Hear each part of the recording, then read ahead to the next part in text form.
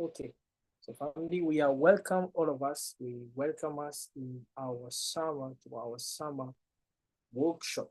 And thank you so much for your presence. Thank you so much for your your devotion. Thank you so much for accepting to be in this time. We are grateful and we trust, and our desire is that everybody will be able to learn something tangible, something that will impact us, something that will help us in our businesses, something that will strengthen us and will help us to do well our various businesses and our work. So that is the main focus that we are. So without wasting much time, we are just going to pass.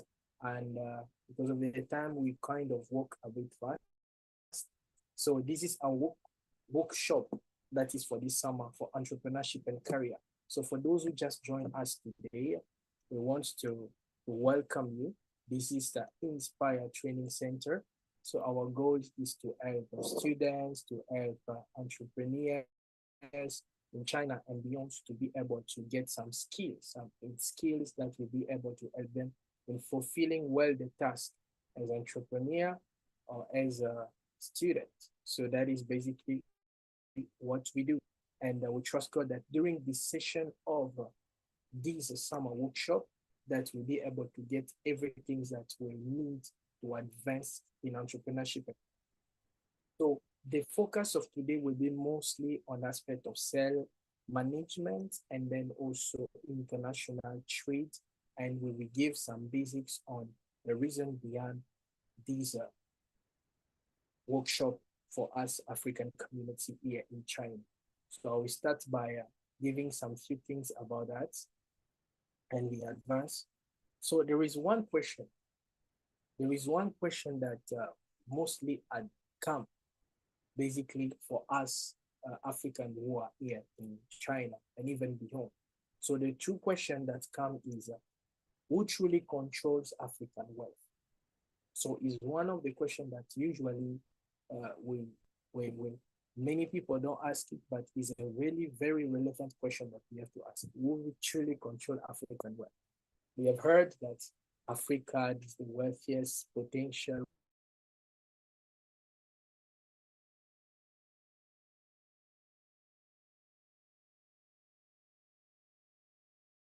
wealth. We have heard that Africa wealth. We have a lot of things, a lot of good. So the answers, in majority, you see that those who really control the wealth of any country and any nation are those who bring in or control the investment.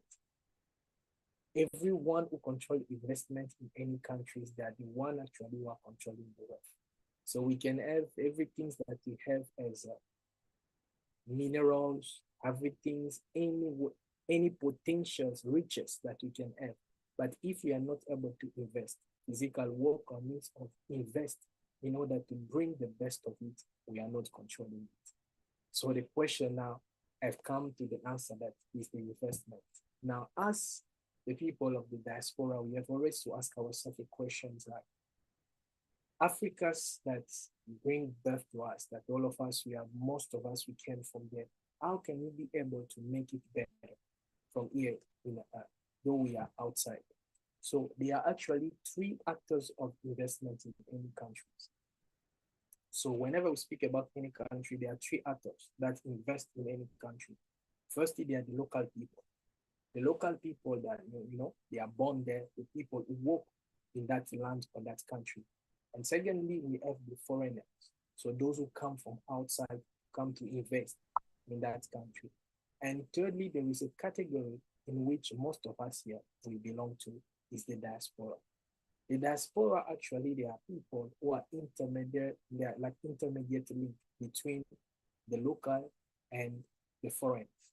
They are by nature local, but by trainings or by study, they became like foreigners because they've been exposed to other cultures. So the diaspora have a huge impact in development of any country, every place in the world, in China, in America. You will understand that the diaspora, the people who went came from the diaspora have a huge impact.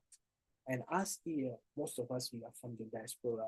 We have to understand that there is a huge impact that we can have in the investments in our countries. We have a huge impact in the investment that happen in our countries. And we are just going to see some advantage that the diaspora have compared to other people or to the local.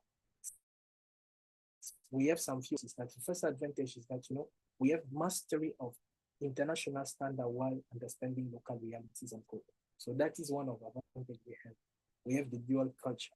So we are not only African, Zambian, Zimbabwe by everything that but you have also another culture and understanding of international standards that people back home don't have.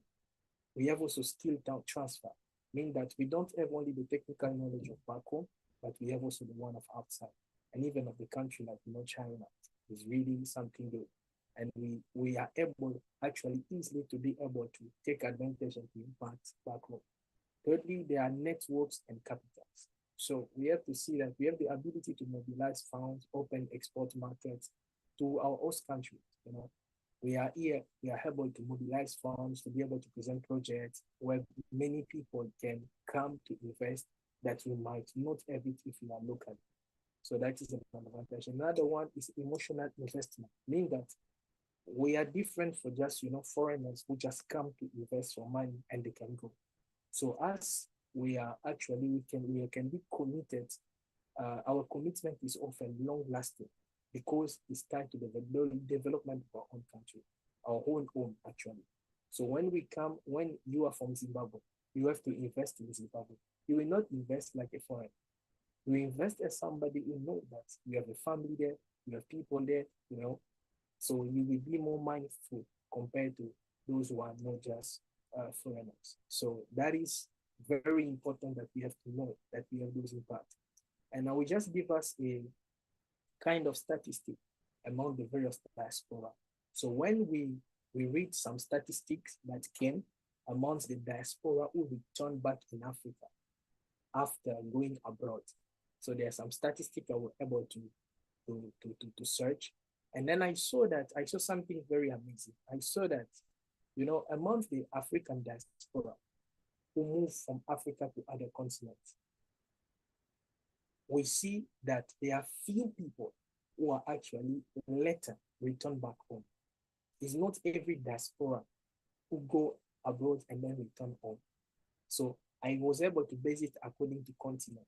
So we saw that in the head, we have the diaspora who come in China. Those who come in China, the statistics show that 75 or 80% are most probably to go back home to work, like as engineer, technician, commerce, like doing trade and business as well. So many people who are actually coming in Asia, China, Japan, they are most probably able to go back in their own country and doing something directly to invest in their own country, or that is related to Africa. And in Europe, there is 35 to 45%. America, 25 to 30. And Australia, there is less than 50%, 15%. So when you see it well, you understand that us being in China here, there is a lot of probability that tomorrow and after tomorrow that we will be able to, to connect with Africa or to go back in Africa. And some of the reason is that, firstly, the aspect of immigration here in China, for instance, you cannot remain maybe for long years. There is that policy of maybe if you work, they give you 1 year.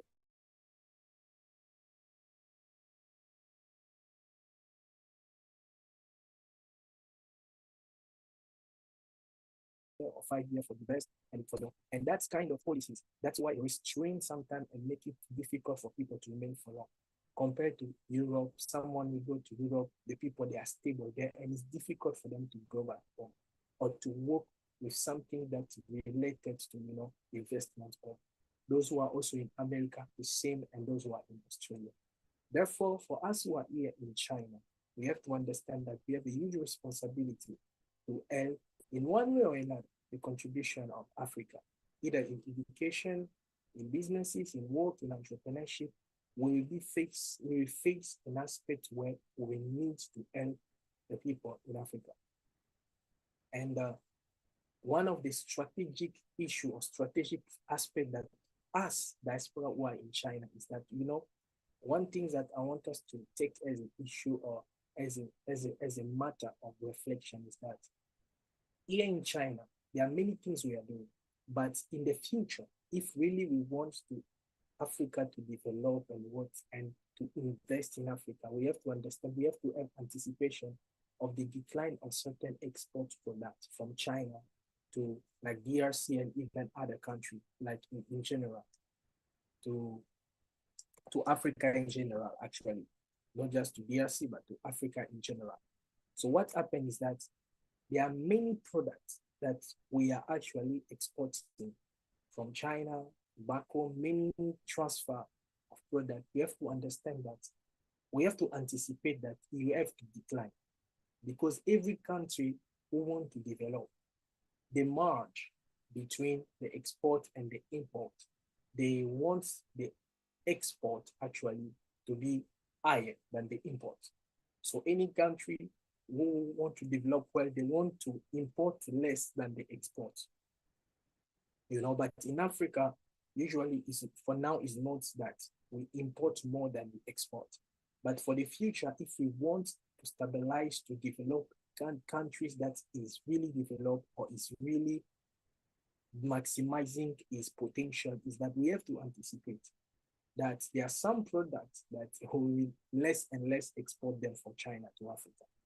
So we have to think about the aspect of industrialization. So we have to transit from the sourcing to producing. So that is national production. It's something that we have really, really, really to work on. Many governments now, they are trying to work on it. There are some inspiring examples, for instance, Singapore, even China and South Africa. There are things that yesterday they were importing, but today they don't do it again. In South Africa, for instance, you cannot just import cars.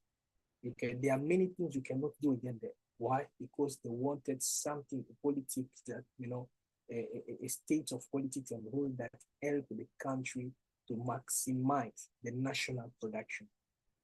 You see? So another point also for the current context is that an imperative need to shift from consumption economy to a production and export economy. So we have really to understand that we have to move from just consuming to producing or industrialization. Now, for us who are the diaspora people, we have really to see how those countries are developing so that we may work on that aspect to help Africa. Yes, I'm speaking about that because we come, most of us, from there. So we have to understand that we have really to shift in our understanding, in our working, in our communication, even with the people here. So we have to understand that it's an emergency. For me, for instance, when we were studying, like, in school, most of the teachers were speaking to us these things, but, because we were not trained enough, I couldn't understand and accept it.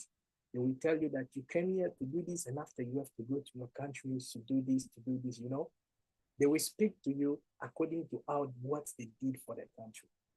And when you hear that, when we are not well trained, you don't take it well. But later on, you understand that is true.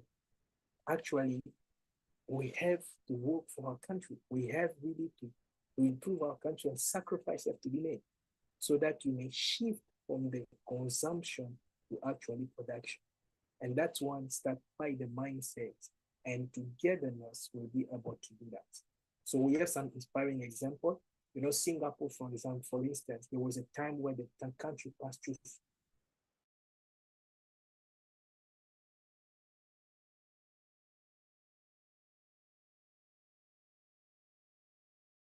a huge challenge, the president to make the country great. And when they found that Singapore is who they are today, the same way with China, the same way with South Africa that is growing like other countries. So we have to understand that there is that aspect for us as entrepreneurs, and then people who are from Africa, the diaspora, that we should help the country in that aspect. So it's very important. And there are some challenge. I think I will try to stop here. There are some few challenges that we have for being entrepreneur in China, in Africa. Few challenges that we have, for instance, as member of the diaspora here, is that no enforcement of law. There are actually existing laws that help entrepreneurship in various countries. And now you can see that there is a shift in most of the country, the, the, the, the, the some country that help startups, they can help you with maybe exemption of taxes, exemption of few things, so that you may be able, as young entrepreneurs, to invest yourself and then to advance in the country. There are many countries that in Africa that really work on that. But sometimes those laws are not enforced in some countries also. So it is unfortunate that in most of the African countries, they tends to give more privilege to the foreigner that bring kind of more money than even the youth entrepreneurs from back home. So it's really a challenge, but I see that it's changing actually. And it's something that we have to know that is a challenge, a real challenge. And another one is the lack of tax information. Sometimes we have difficulty on accessing clear information regarding tax obligation and what.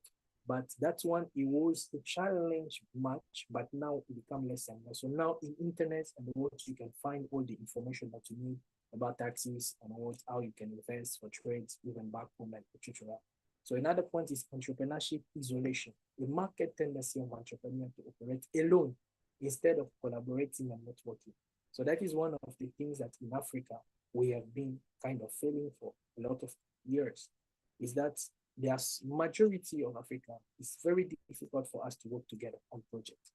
You see, work together on projects, we come together, we cooperate, is a bit hard sometimes.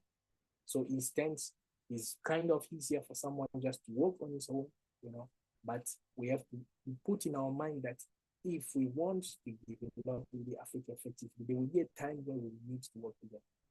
Yes. And that's one will depend also on how each of us grow individually and the desire of us to build things together. Today, there are many actually corporation of entrepreneurs that come from diaspora that have started to do really great things back home in Africa, in every country. There are lots, but we just have to find the right one that we can be together and then do something great. And another point is lack of entrepreneurship training. So there's a deficiency in learning the key skill needed to manage and to sustain a business. So today we have the grace that there are many of the kind of successful entrepreneurs that have started to make trainings, to make courses, to help youth African, not only to invest in them, but also to invest in knowledge. So it's really something very important now. So education is very important. Education, entrepreneurship education, financial education. So it's something that have been a challenge, but there are solutions for it. Lack of financial education is a challenge. The clash of administrative culture, for instance, us here, when we are in China, you just see everything is fast, you apply for something, maybe fast you get, but back home sometimes the things are very slow. So it discourages sometimes people to work with people back home because things are slow. There are a lot of things, there are gamblings to do this, and sometimes it's a bit difficult for somebody who have been, in atmosphere like in China for long to go again in places where it's giving you a headache. But things are also changing slowly. We trust that things are changing. And legal insecurity and country risk. So that is one thing I believe that many of us will know, that there's a lot of risk. Some people don't want to invest in Africa because of risk. You see that there is a risk, but the truth being told is that there are risks everywhere. And even when there are risks, people are still advancing. So the apprehension links to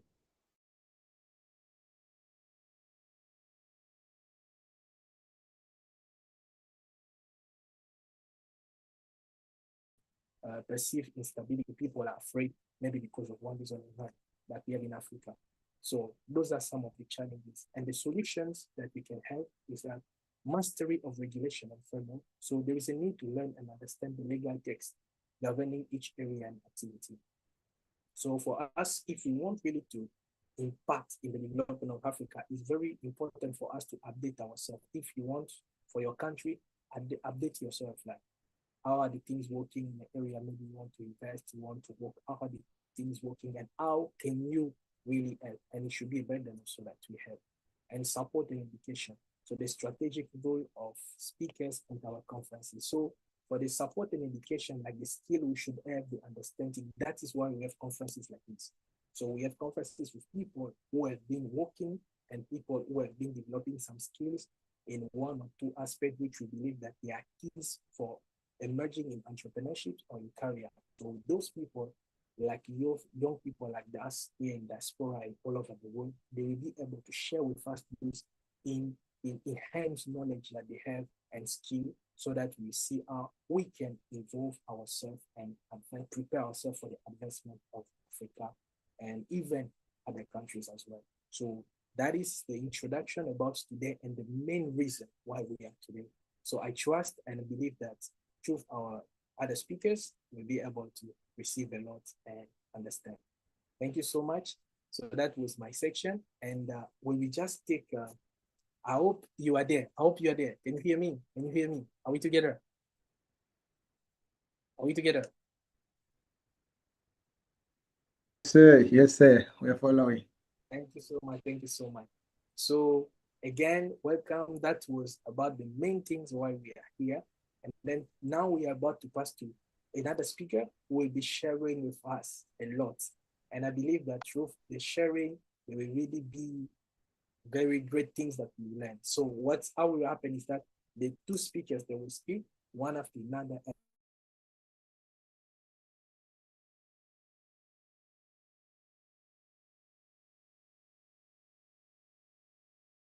and then we have question and answer, and then we call it other than Mr. Tumpoka Kabina. Sister Tumpoka Kabina, Mrs. Tumpoka Kabina. Wow. She's actually, she will speak to us about the basic and essential of international trade. She's from Zambia, actually. She's from Zambia. So Mr. Tumpoka Kabinda is a Zambian business professional whose Christian faith is central to her identity. Powerful. She has lived in China for over 9 years, where she began her academic journey by studying the Chinese language before pursuing a bachelor's degree in international economics and trade and a master's degree in finance at Central South University in Changsha, Hunan Province. Yes, our sister is there.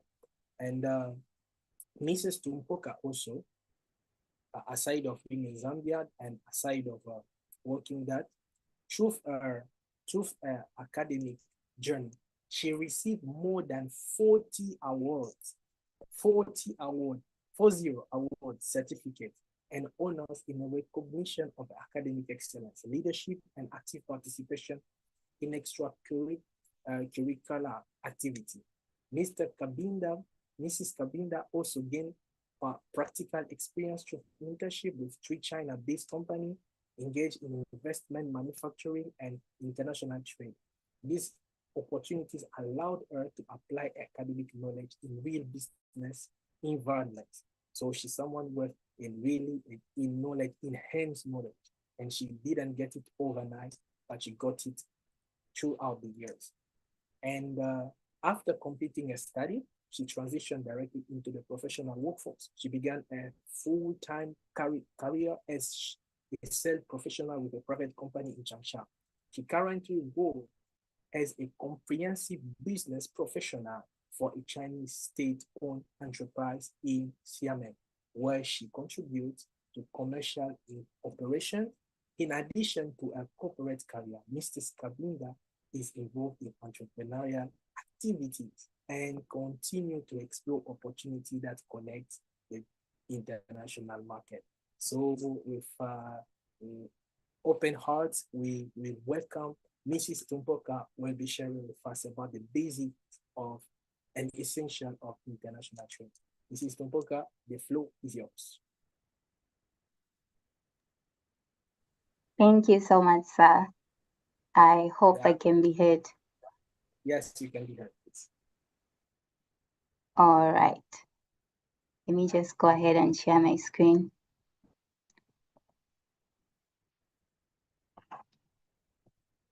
All right, so good evening, everyone. I hope we are all doing well. So before I can start, I would just like to say thank you to the organizers, Inspire Training Center, for this opportunity think it's a great way for us to share ideas as we grow in our various pursuits. So it's a great opportunity, and I hope that everyone that is listening to this and everyone that would watch the recordings will at least pick one or two things from this session. So I'll be talking about the basics and essentials of international trade. This is a very broad topic. It's something that cannot be exhausted in just one session, but as we can see from just the title itself, we'll just be touching on the basics. And then later, if we'll have more opportunities, we'll go deeper into some technicalities surrounding international trade. So I'm sure that most of us have heard about international trade, or we already know what is involved in international trade. So I just have a simple way of explaining it. So international trade is just an exchange of goods and services across national borders. And for some people, they have different ways of calling it. So most of us would say international trade, others would say foreign trade. Some people would say global trade, others would say world trade, others would say overseas trade. So as long as it involves the movement of goods from one country to another country, it's international trade. If it's just within a country, then we call it domestic trade. So that's the only difference between international trade and domestic trade. Then we also have some main types of international trade. So it can be classified in different ways, but the main ones are the ones that I'm going to share with you today. So we can group it into different ways. One is based on the direction of the trade. For example, import trade. So there are some people that are only into the business of buying things from other countries. So we can see that a lot of people that are in Africa, most of them buy things from China so that those things would go to their countries. So on their side, that's import trade. Then we also have export trade. On the Chinese side, the people that are supplying you those goods are into export trade because they're getting the goods here and exporting them outside the country. So import, you are the one purchasing. Exporting, you're the one selling the goods. Then we also have transit trade. Transit trade, this one simply means that the goods are not just moving from maybe China to another country. It's going to pass through a third party or a third party country. So before it goes to another. So we call that transit trade because there's a third party country involved. Then it can also be grouped based on what is traded. So we have trade in goods and we also have trade in services. So for most people that want to open up their own companies or go into the business of exporting and importing products, you can decide which aspect you want to venture into. So trade in goods has to do with goods that we can touch, tangible or visible trade. For example, some people are selling cars, that's trade in goods. Others are selling clothing or accessories, things like that. They all fall under trade in goods. Then trade in services, there are some people that have opened up companies, even students that were once in China. I've seen some people that have opened consulting firms. So those consultation related kind of businesses fall into the category of trade in services because they're just offering consultations maybe to the Chinese companies that want to expand their markets in Africa. So they're simply giving them information on, oh, go to this country is better than this based on some statistics and all that. So that all falls under trade in services. So you can do both, or you can pick one area and specialize into that. Even things like insurance, they also fall under trade in services. Then another category is based on the number of countries involved. So we can have bilateral trade or multilateral trade. These ones are just like for example, if it's between China and one other country, that's bilateral. But if it involves a number of countries, then it becomes multilateral. And of course, this is not the only way of categorizing international trade. There are also other ways that we can group them, but these are like the main ones that are there. And then another thing to look at is, why do countries engage in international trade? So of course, there are a number of reasons why people go into these things. Even as a business person that has started a business, I think it's very important to understand why you're doing that business that you're doing. So this question is very important. So for most people, for most countries and businesses, it can be due to economic reasons. For example, comparative advantage. So you can see in the African sector, in the African continent, you can see that, for example, gold, if it's like in huge quantities when it comes to countries like the DRC, they have more gold. Then when you go to maybe Ghana, they have coffee. So these two countries, if we say people will only be buying gold from Ghana, then people will be buying coffee from DRC. Then we look at their advantages. Actually, DRC has more gold than Ghana.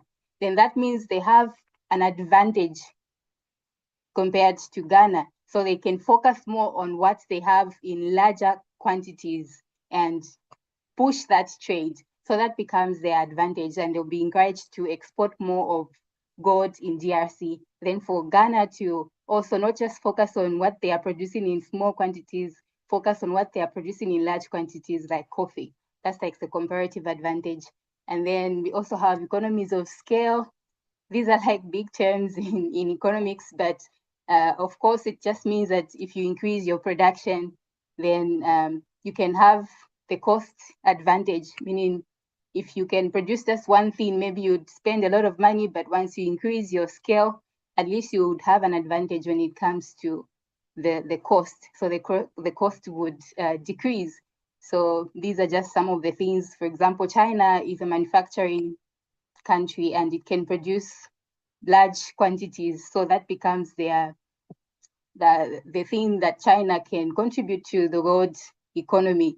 Then another thing can be cost and efficiency advantages, which can also fall into the other two mentioned, comparative advantage and economies of scale.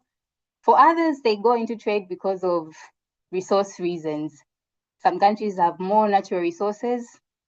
Others have more human resources and skills. They've made sure that the people in that country are well educated to operate certain machinery, and they make sure every industry has professionals. And another reason can be technology and technical capabilities. That's one aspect.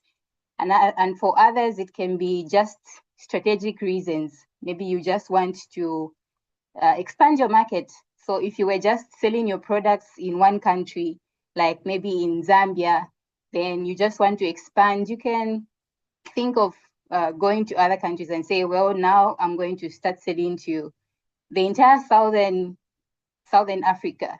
So just that's one reason. And for others, it's just supply security. You want to make sure that your country has a lot of products and they have them in bulk. So that's supply security. And it can also be due to political relations. You just want to make sure that you are in a very good relationship with a certain country. So you start engaging in international trade. So these are just some basic reasons why people and businesses go into international trade. But of course, as a business, you should at least know why you're doing the business. Are you trying to solve any problem? If you introduce any product in that market, in that country, what problem are you solving? And that's very important. Maybe you've seen that in your country, there's load shedding, like they don't have electricity there.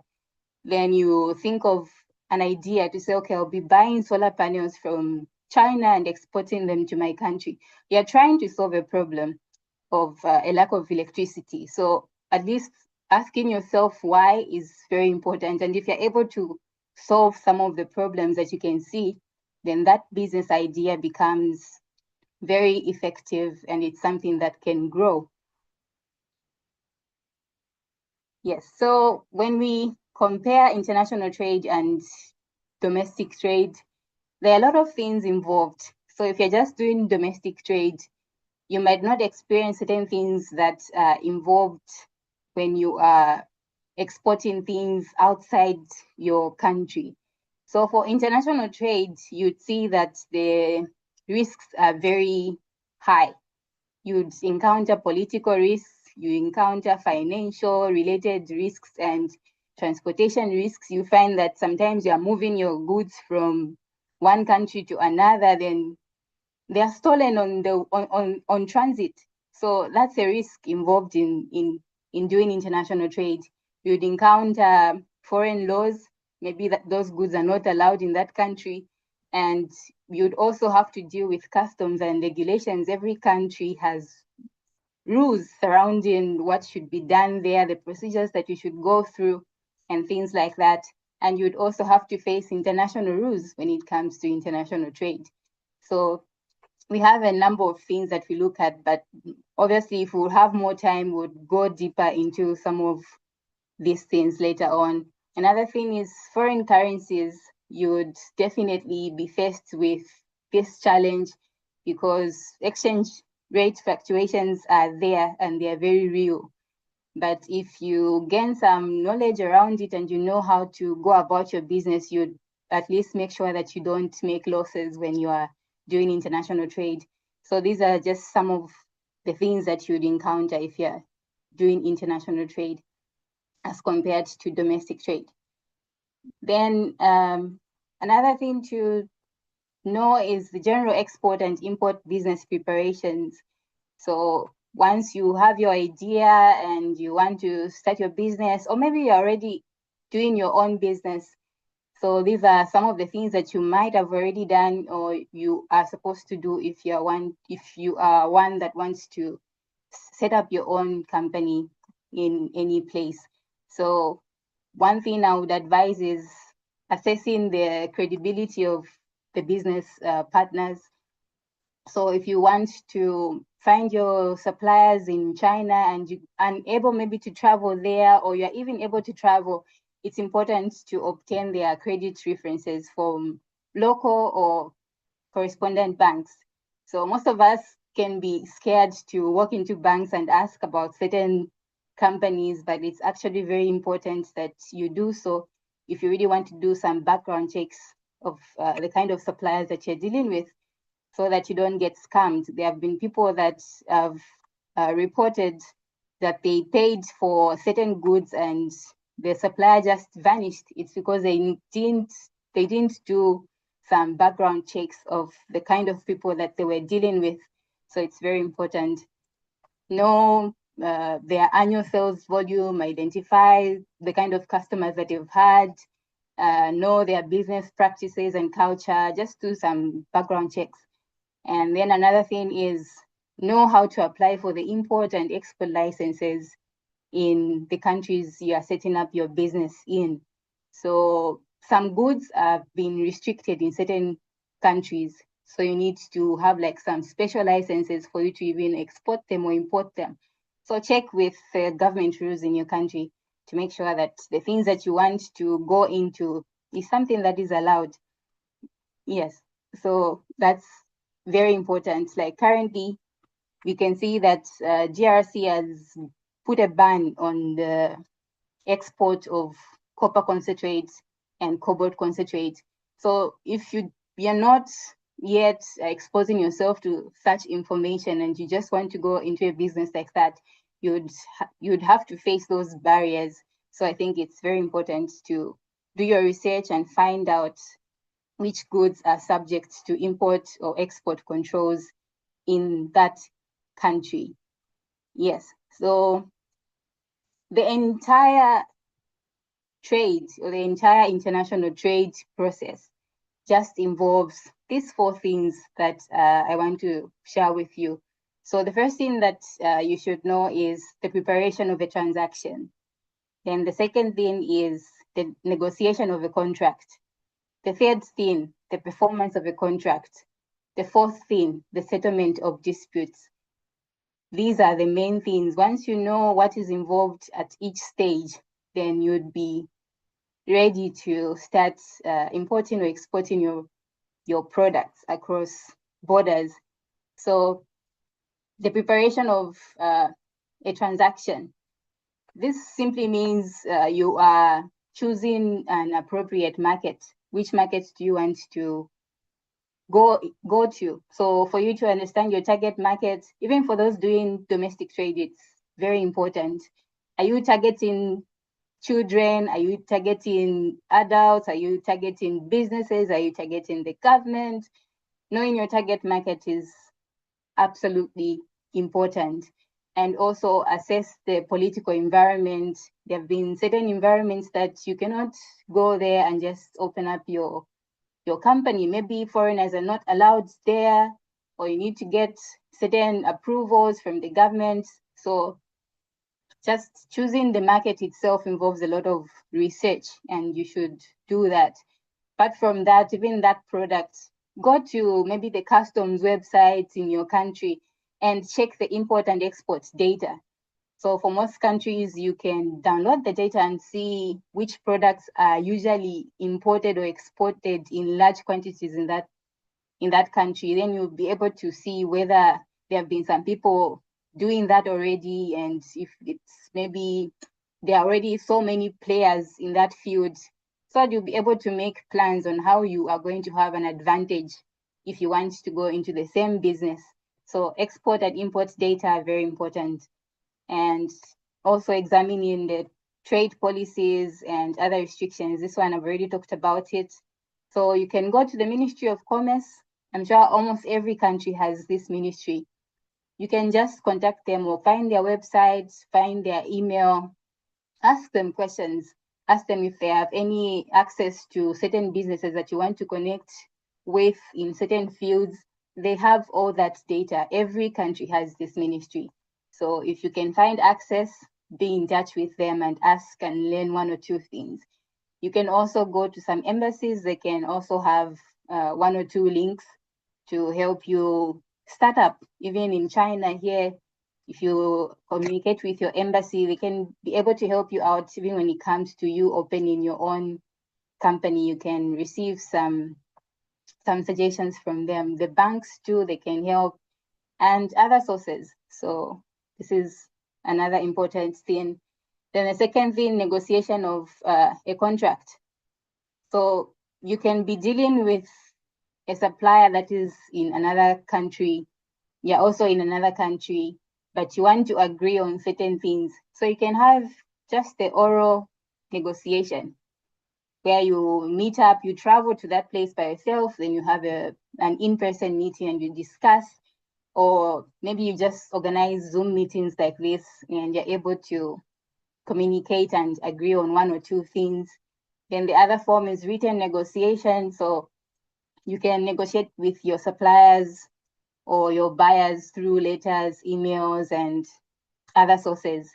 So these are just two methods that you can consider based on your capabilities, whether you want to travel or not. But both of these ways are effective ways that you can at least agree on something and close some deals. So still on the negotiation of a contract. So a contract is just an agreement of what you and the seller, or you being the seller, what you and the buyer have agreed on. So everything you discuss about the type of goods, where it has to be delivered, and everything that you want done has to be written down in that contract, or you have to discuss it in videos and records them. That becomes a contract. And you would see that in most contracts, we use the United Nations Convention on Contracts for International Sale of Goods as a governing rule. And like I said, it can be simple or complicated. It can also be written or just something that you talk about or speak about through a video call or phone call. So, but when it comes to international trade, the one that is usually recommended is a written contract. So make sure you have a written contract when you're dealing with any supplier abroad or any buyer abroad. Make sure you write everything down. Don't assume that, okay, we've discussed it, put it in writing. Because once things go sour, when things don't work the way you expected them, that contract becomes the only basis that the courts are going to look at and say, it's not written here. You'd be like, oh, you were supposed to supply 500 tons of this product.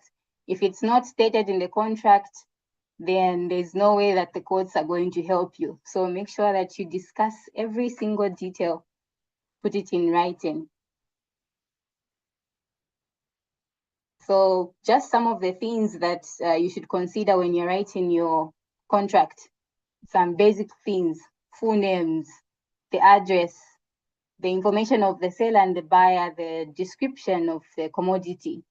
So you will state clearly the name of the product, the quality, the quantity, the packaging, how are they going to be packed? There are some things, maybe you're buying certain things that are very delicate and maybe in transit, they break. And then obviously, if you also didn't agree on the Incoterms properly, you find that that risk is on you. It will not be on the seller because the seller already gave you the goods. So it's very important that you write clearly, how are the products supposed to be packed? In what? Is it in boxes? Is it in paper foil? Is it every detail written down in the contract? And every other term: price, delivery, transportation, are the goods going to be insured or not? The payment terms, inspection, who's going to do that? Are you going to hire a third-party company, or the suppliers to just find its own government-approved inspection agency and do the job? All those things should be clearly stated. And how you're also going to handle disputes in case you don't agree on certain things. How are you going to deal with that? It should be written in the contract that if anything goes wrong, I'm going to take you to court. This is the court that we're going to use. Or if anything goes wrong, we'll first try to do this and that before we go to court. All those things should be written down in the contract. Then the third thing is the performance of the contract. This one would definitely require more time, but then an example is just when you're into export trade. Most of the times, for example, you agreed on the trade of goods under CIF, and then you agreed on the payment term being the letter of credit. These are definitely technical terms, but if you have time, we'll have more time to explain them. So in this case, you just have to examine the letter of credit, then you talk to the bank on the opening procedure, then you get your goods ready. You make sure you write all the details and you apply for inspection. So there are also some documents that you'd have to submit, for example, a commercial invoice, copy of the sales contract, and other things. But if you want to learn more about this, we'd definitely find time to go deep into the things. So sometimes you'd have to receive the importer's inspection before shipment, because some people would hire, for example, if you are in another country and then you want to buy something in China, you can pay another company that is in China to go to the factory where you want to buy the goods, to inspect the goods on your behalf. Then the exporter would book the shipping space after receiving LC and getting goods ready. They would clear the goods for export under CIF. Then after the goods are inspected before the goods are loaded. And then some of the main documents that you'd have to submit for export clearance: the commercial invoice, export license, copy of sales contract, inspection certificates, shipping order, and other documents. So if you want to venture into export only, these are some of the things that you should learn and go deep into it, so that you are not scammed along the way or when you're doing the process. Yes, so the same example when you're doing export trade and you've agreed on CIF and you're paying using the letter of credit. So under CIF, you have to make sure that the goods are insured. That's one important aspect of CIF. So CIF is just like an international commercial term. So if I agree with the seller to say we're going to trade based on this term, then that means that the cost, insurance, and freight, those things the seller has to do them. So the goods have to be insured. It's very important under CIF. And this is also another aspect that is very technical. And professional people that want to go into import-export should take time to learn Incoterms and everything that is involved. Yes, so let's talk about the import trade and some of the things that are needed. So if you're trading, for example, under FOB, free on board, and you're paying through a letter of credit, you need to open the LC with your bank and also check if there are any discrepancies in the documents, book the shipping space, and notify the exporter of the name, the vessel, the loading time, and the delivery time, inspecting and supervising at the port of shipment. If you want to obtain insurance, you can, but mostly under FOB, it's not always mandatory that you should insure your goods. So it depends on what you and the buyer agree on. So in the previous example, I said under CIF, it's a must that you should insure your goods. But then in this case, if you're trading under FOB, it's not up to the seller to insure the goods. So meaning if anything happens, it will not be a problem because they're not mandated to do that. So as a buyer under FOB, you'd have to find your means because you know that transportation risk is on you. Find a means of insuring your goods under FOB. The seller will not do it. So it's very important to know exactly what you're agreeing to when you are negotiating with a supplier. Yes, and there are other things that you should consider, like the documents. And one important aspect I would mention is receiving a shipping document that we call the BL after payment.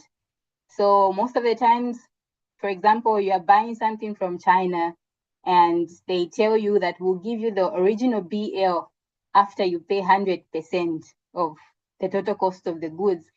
This BL in trade, in international trade, it acts as a receipt, or it's something that shows the ownership of the goods.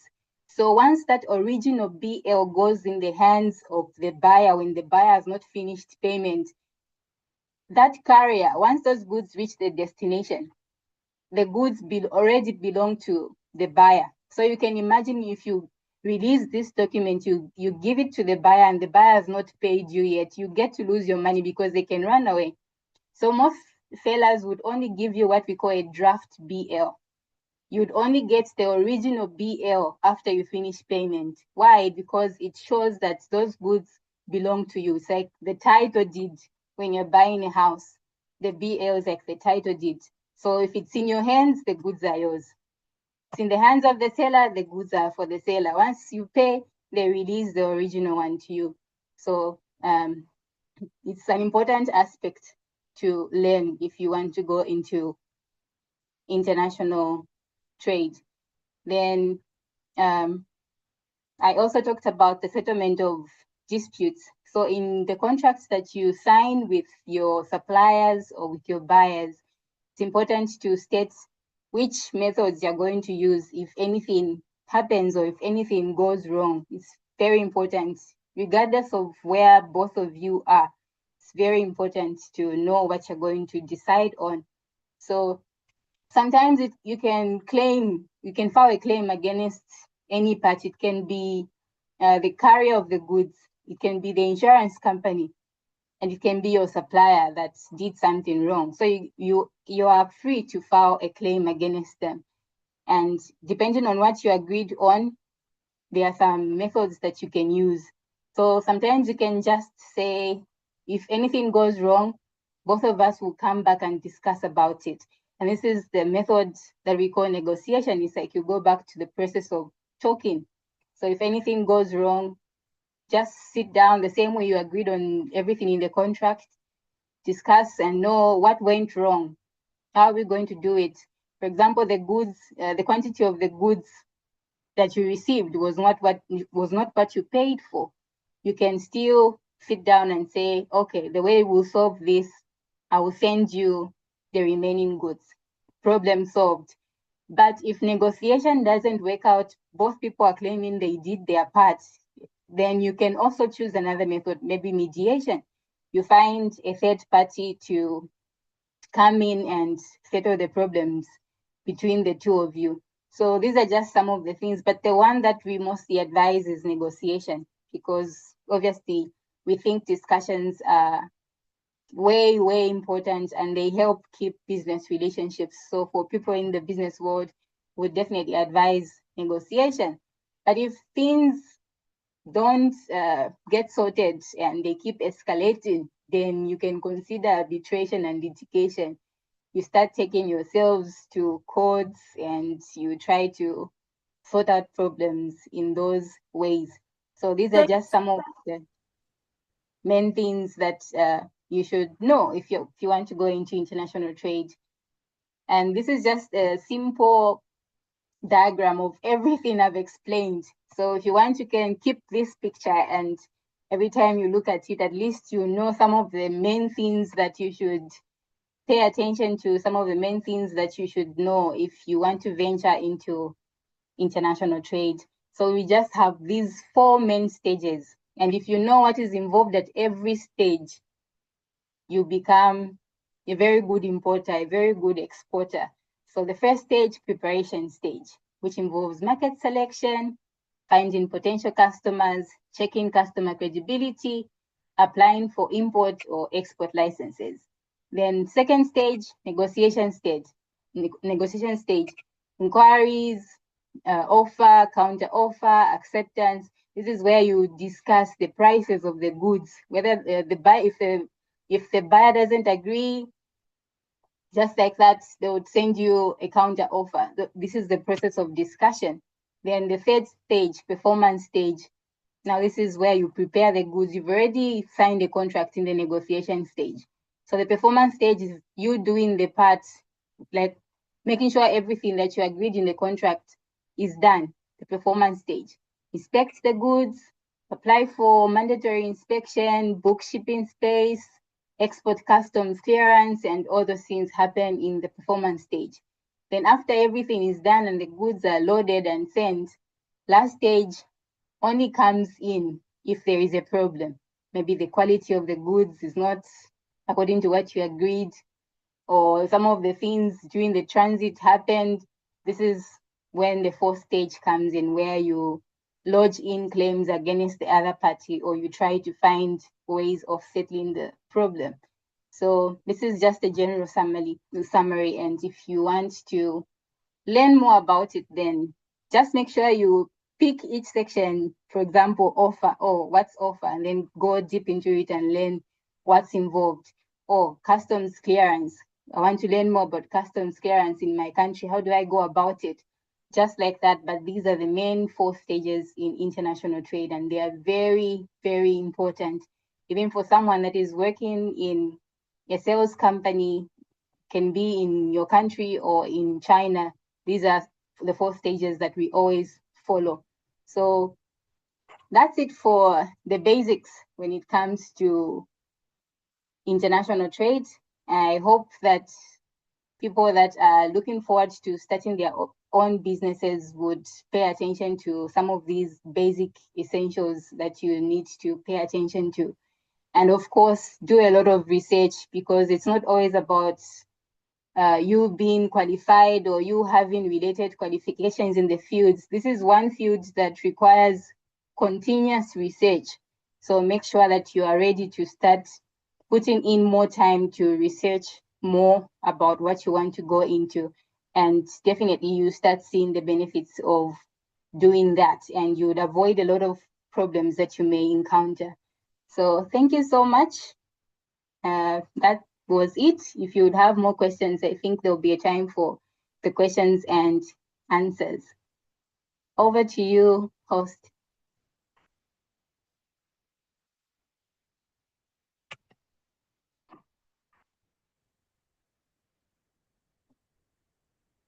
Thank you so much. Thank you so much, Mrs. Tumpoka. I hope everyone can hear me. Thank you so much, Mrs. Tumpoka. Can I be heard? Yes, sir. Oh, thank you so much. Thank you for that powerful and amazing it was a lesson. It was a whole course. So I that everyone were able to get something. And then if you have the question, as she said, by the hand, so feel free to write it down. And then by the hand, we'll have some session of answers, question and answer, so you can answer. So we are moving to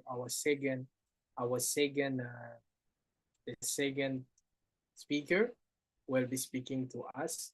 And our second speaker is none other than Mr. Comfort Bless. He's from the beautiful country of Zimbabwe, and he will speak to us about the basics and strategic skill for sale management. Basic and strategic skill for sale management. So Blessed Comfort is a mechanical engineer graduate, entrepreneur, sales expert, and content creator, the CEO of Escom Shenzhen Technology Company.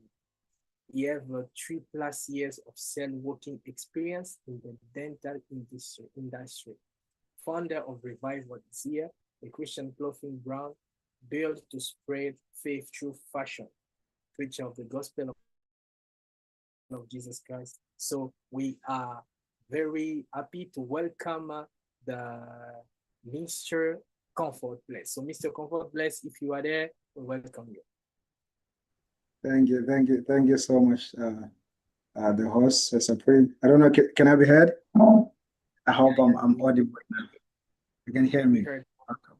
Wonderful. Yes. So thank you so much, the Inspired Training Program, for this opportunity to come here and to share with all of us a little bit of knowledge that I possess.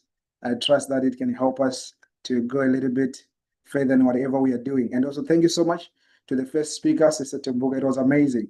I just want to make a note there. Some of those things might seem basic, but you realize when now you are in trouble, that these things are really important, especially on the contract and negotiations. I just want to say that so that we can take note as these things are being said. They might seem too basic, but at the same time, they are very essential if you have to do any business and if you want to be successful and to avoid any losses. So what I'm going to share here, it is going to be the basic and strategic skills for sales. I myself, as you can see on my profile there, I'm not a business person from my degree. I'm a business person from profession. I have a basic understanding of this industry. For 3 years. I've been working in sales, and I think I've done pretty well to be able to share something which can get you somewhere. Yes. So this is what we are going to talk about. So first of all, it's basic, right? We're not going to go many deep. We're not going to go into deep realm of it, but a simple, understanding of it. So first of all, I put here, what is sales? And why do we also need to understand sales? So a sales is where you identify a problem or a need from the customer, or where you create a problem for an individual customer so that you can solve that problem. So there's a situation where there is already a problem in the world. Like, for example, we have people who come up and tell us that, the world is gonna be destroyed if we do not change to solar grid or to green energy. Then these same people then went on and create the EV cars, solar. This was a problem. They show us the problem and they solve the problem. And there are some situations where they don't need to show us the problem. Like, for example, you go to some countries, there's issue of clean water. Then somebody find their way to purify that water. So they identify a problem in a country or in a certain environment, then they bring a solution. And now the sales guy is the one who is gonna pitch the idea to the one who has a problem. So there is the one who create the product, and the one who's going to sell the product, because the one who create the product is an expert of the product. The one who sell the product is an expert, but also a business person. So I believe that here we have a lot of business people, and you have a solution or a problem you want to solve. Can you see my PPT, right? I'm not sure if you can see it. Can you see it? Yes. Yes. Okay, so thank you. in this workshop, this is what we're gonna cover. What we're gonna cover is, first one, we have got why sales is a life skill, not just a job. Because we have a lot of people who don't like salespeople.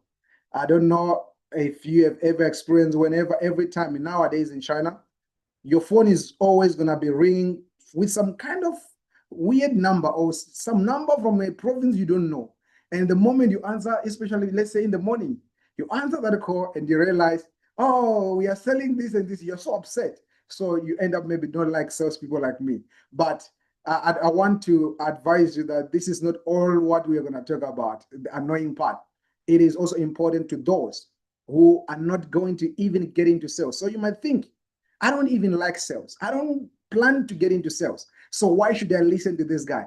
Listen carefully. We're going to get to why you need to listen that, because it's very important. You might not be going to be a salesperson, whatever you're going to do, but sales is going to be evolved. So that's why you need to listen. And also I'm going to share a little bit of my story, how I get into sales, as I already show you guys from my review and my background. I'm from engineering, and I was not a business student. So how do we get to have an engineer becoming a salesperson, especially in the industry of dental teeth?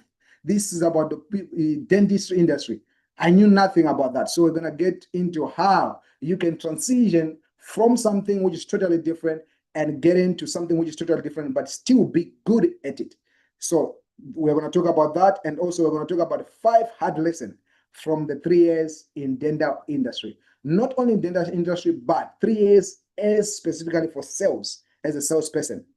Then why is it a powerful first job, even for the future founders? So maybe a lot of people who are here, maybe you have a company or you aspire to be an entrepreneur. So why sales is probably the first job I would recommend you to start with before getting into others. But not to say others are not good, but I say I would recommend. So yes, be careful how I'm putting it, so that you don't say, okay, this guy, because he get into sales, you want all of us to get into sales. No, if you find it fit, then you take that part. So now, first part, either every day in our life, if you have never realized it, every single day in your life, every single day, somebody is either buying or selling. Either you are into sales or you are not. Either you want it or you don't want. Somebody is either selling to you, or you are selling to somebody, or you are buying from somebody. So how does this happen? Look at it in this way.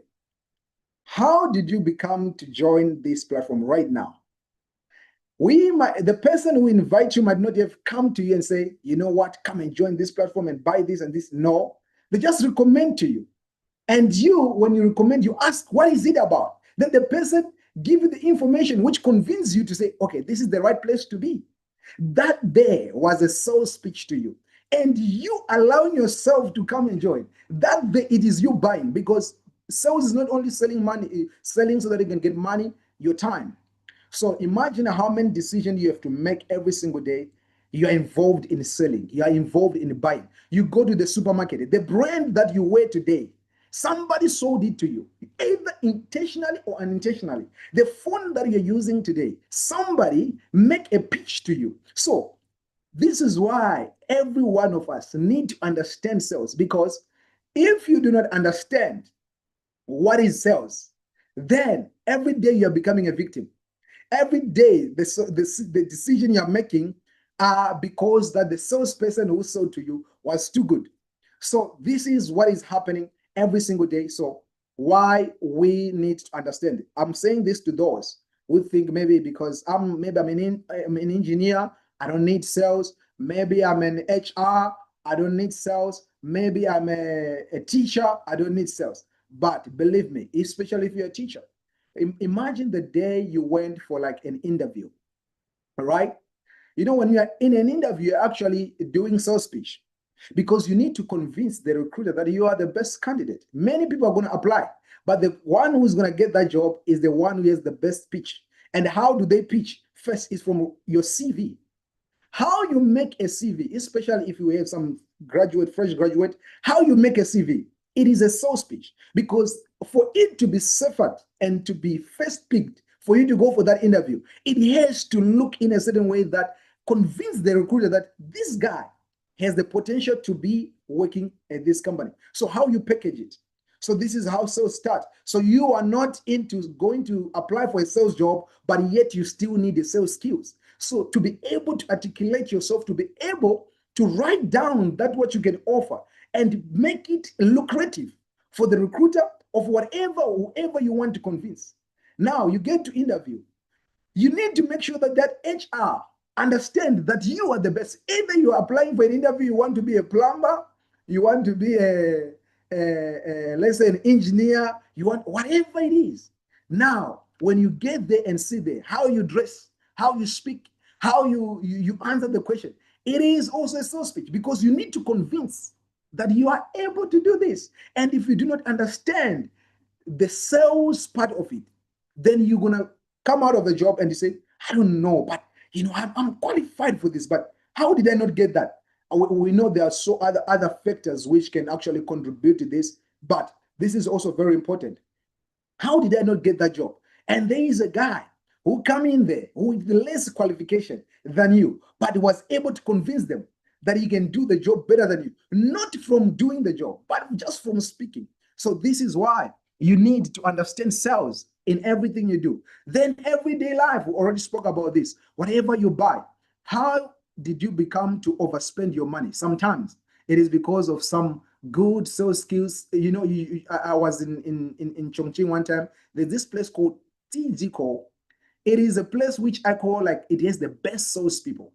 If you go there with money, you are gonna definitely spend, though you had no intention, because these people are so good at their job that they make you feel like I just want to drop something. I just want to. So imagine in your everyday life, your friends, the company of your friends you have, how much of selling are they doing to you, and how much of buying are you doing? So you realize that it starts to affect your life. So if you have bad habits, or if you do not have the understanding of sales, or you do not know how to control yourself around good sellers, you become yourself a victim. So if you do not understand the game, you become the tools they are using to play the game. So we better all understand this sales game so that we are able to actually participate in this game with a certain level of skill. So in terms of business, our sister there, she just said how you can do business and everything and negotiate contracts. When you're doing any contract negotiation, it is all about sales skills because you need to convince the buyer why he needs to give you a better price. Let's say you want looking for a better deal. You need to convince him why he should give you the discount. And the buyer is also trying to convince you why he should charge you more.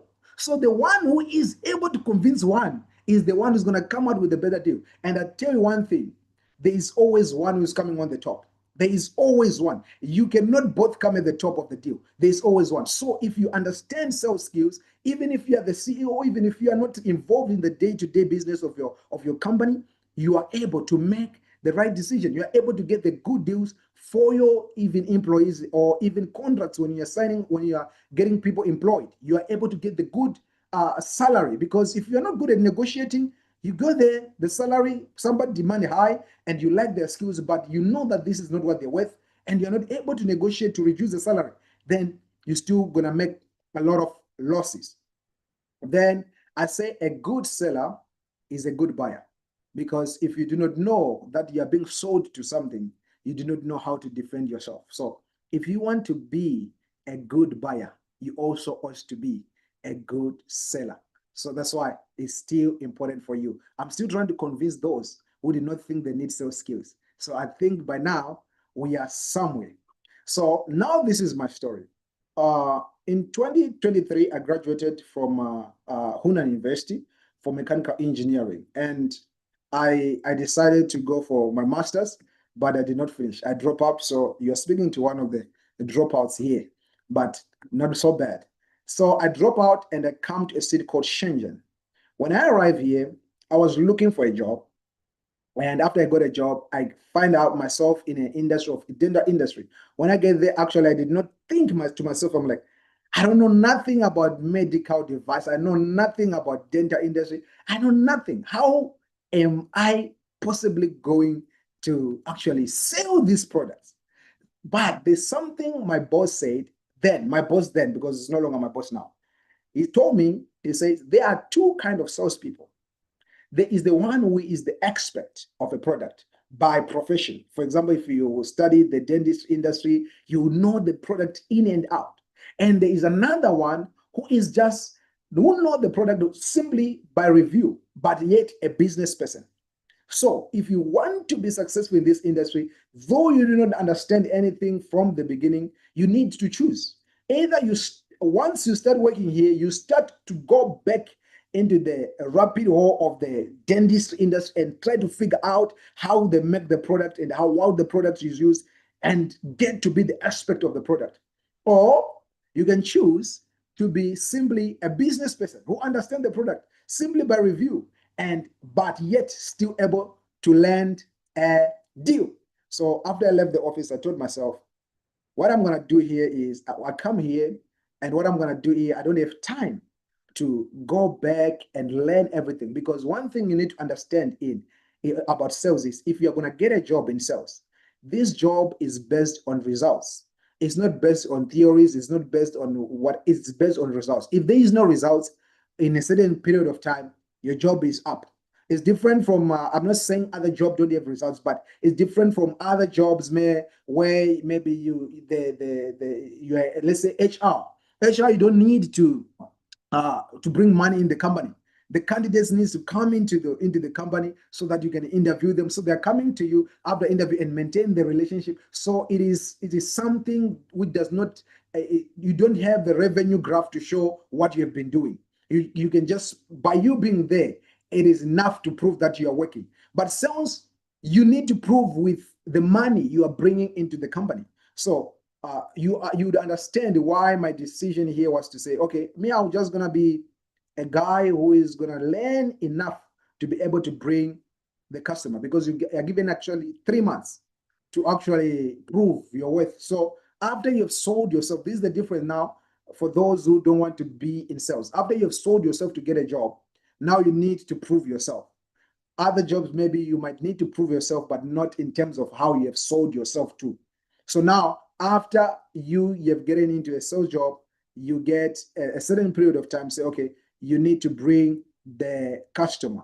So this is, for me, it was 3 months. So in 3 months, I was able to bring the results to the company. So now we need to go back to what our sister was saying, Sister Tumbuka, because now sales, it is the whole process of business. So if you are going to desire to be like an entrepreneur, if you're going to desire to get into sales, you need to understand everything that our sister was saying there. It now applies going forward, because now as a salesperson, you need to get a customer.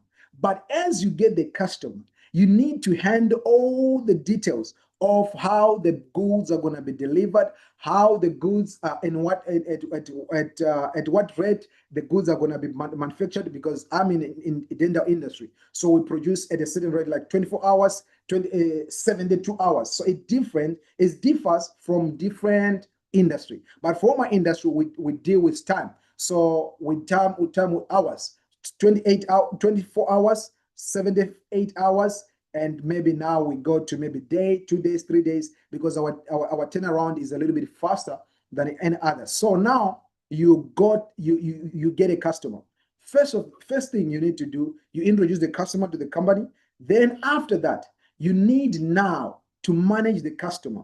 And after that, you need to manage the customer. It depends on the delivery of the goods. So our sister spoke about after you get a customer, in this is now trade, because now that's where you get trade, because you need to ship to another country or to another location. You need to ensure the customer that these goods are gonna be delivered with a certain delivery company. So you need to figure out the delivery company. If the company does not have one, so you need to use the third-party company. So now when you get the third-party company, you need to understand if anything goes wrong, who is going to take responsibility? Because the third-party company is, if it is the fault for the third-party company, will the third-party company compensate you or the customer for the damage which has been caused? So this is, as a salesperson, you need to understand that part, because if you don't understand that part, customer is going to look for you when things go bad. So first you bring the customer, then the customer order the whatever they are ordering. Then second, you need to figure out how you're going to deliver the product. And third, you need to deal with the customs. Customs is still your job, because customer is, it depends also on your industry, because some industry maybe you don't need to deliver you don't need to handle the customs. Once the goods arrived, the customer will handle the customs. But for us in dental industry, we need to handle the customs using the third-party company. So you need to figure out if the third-party company does mess up for the customs, because it happens that sometimes the customs will seize, the border control will seize the goods. And this was because maybe the agent to clear the goods did not bring the proper documents, but yet you provided. And now the customer is not going to ask the agent, he's going to ask you about the product. So this still is the job of the salesperson to handle this. And after the goods have arrived, now you need to get the feedback from the customer.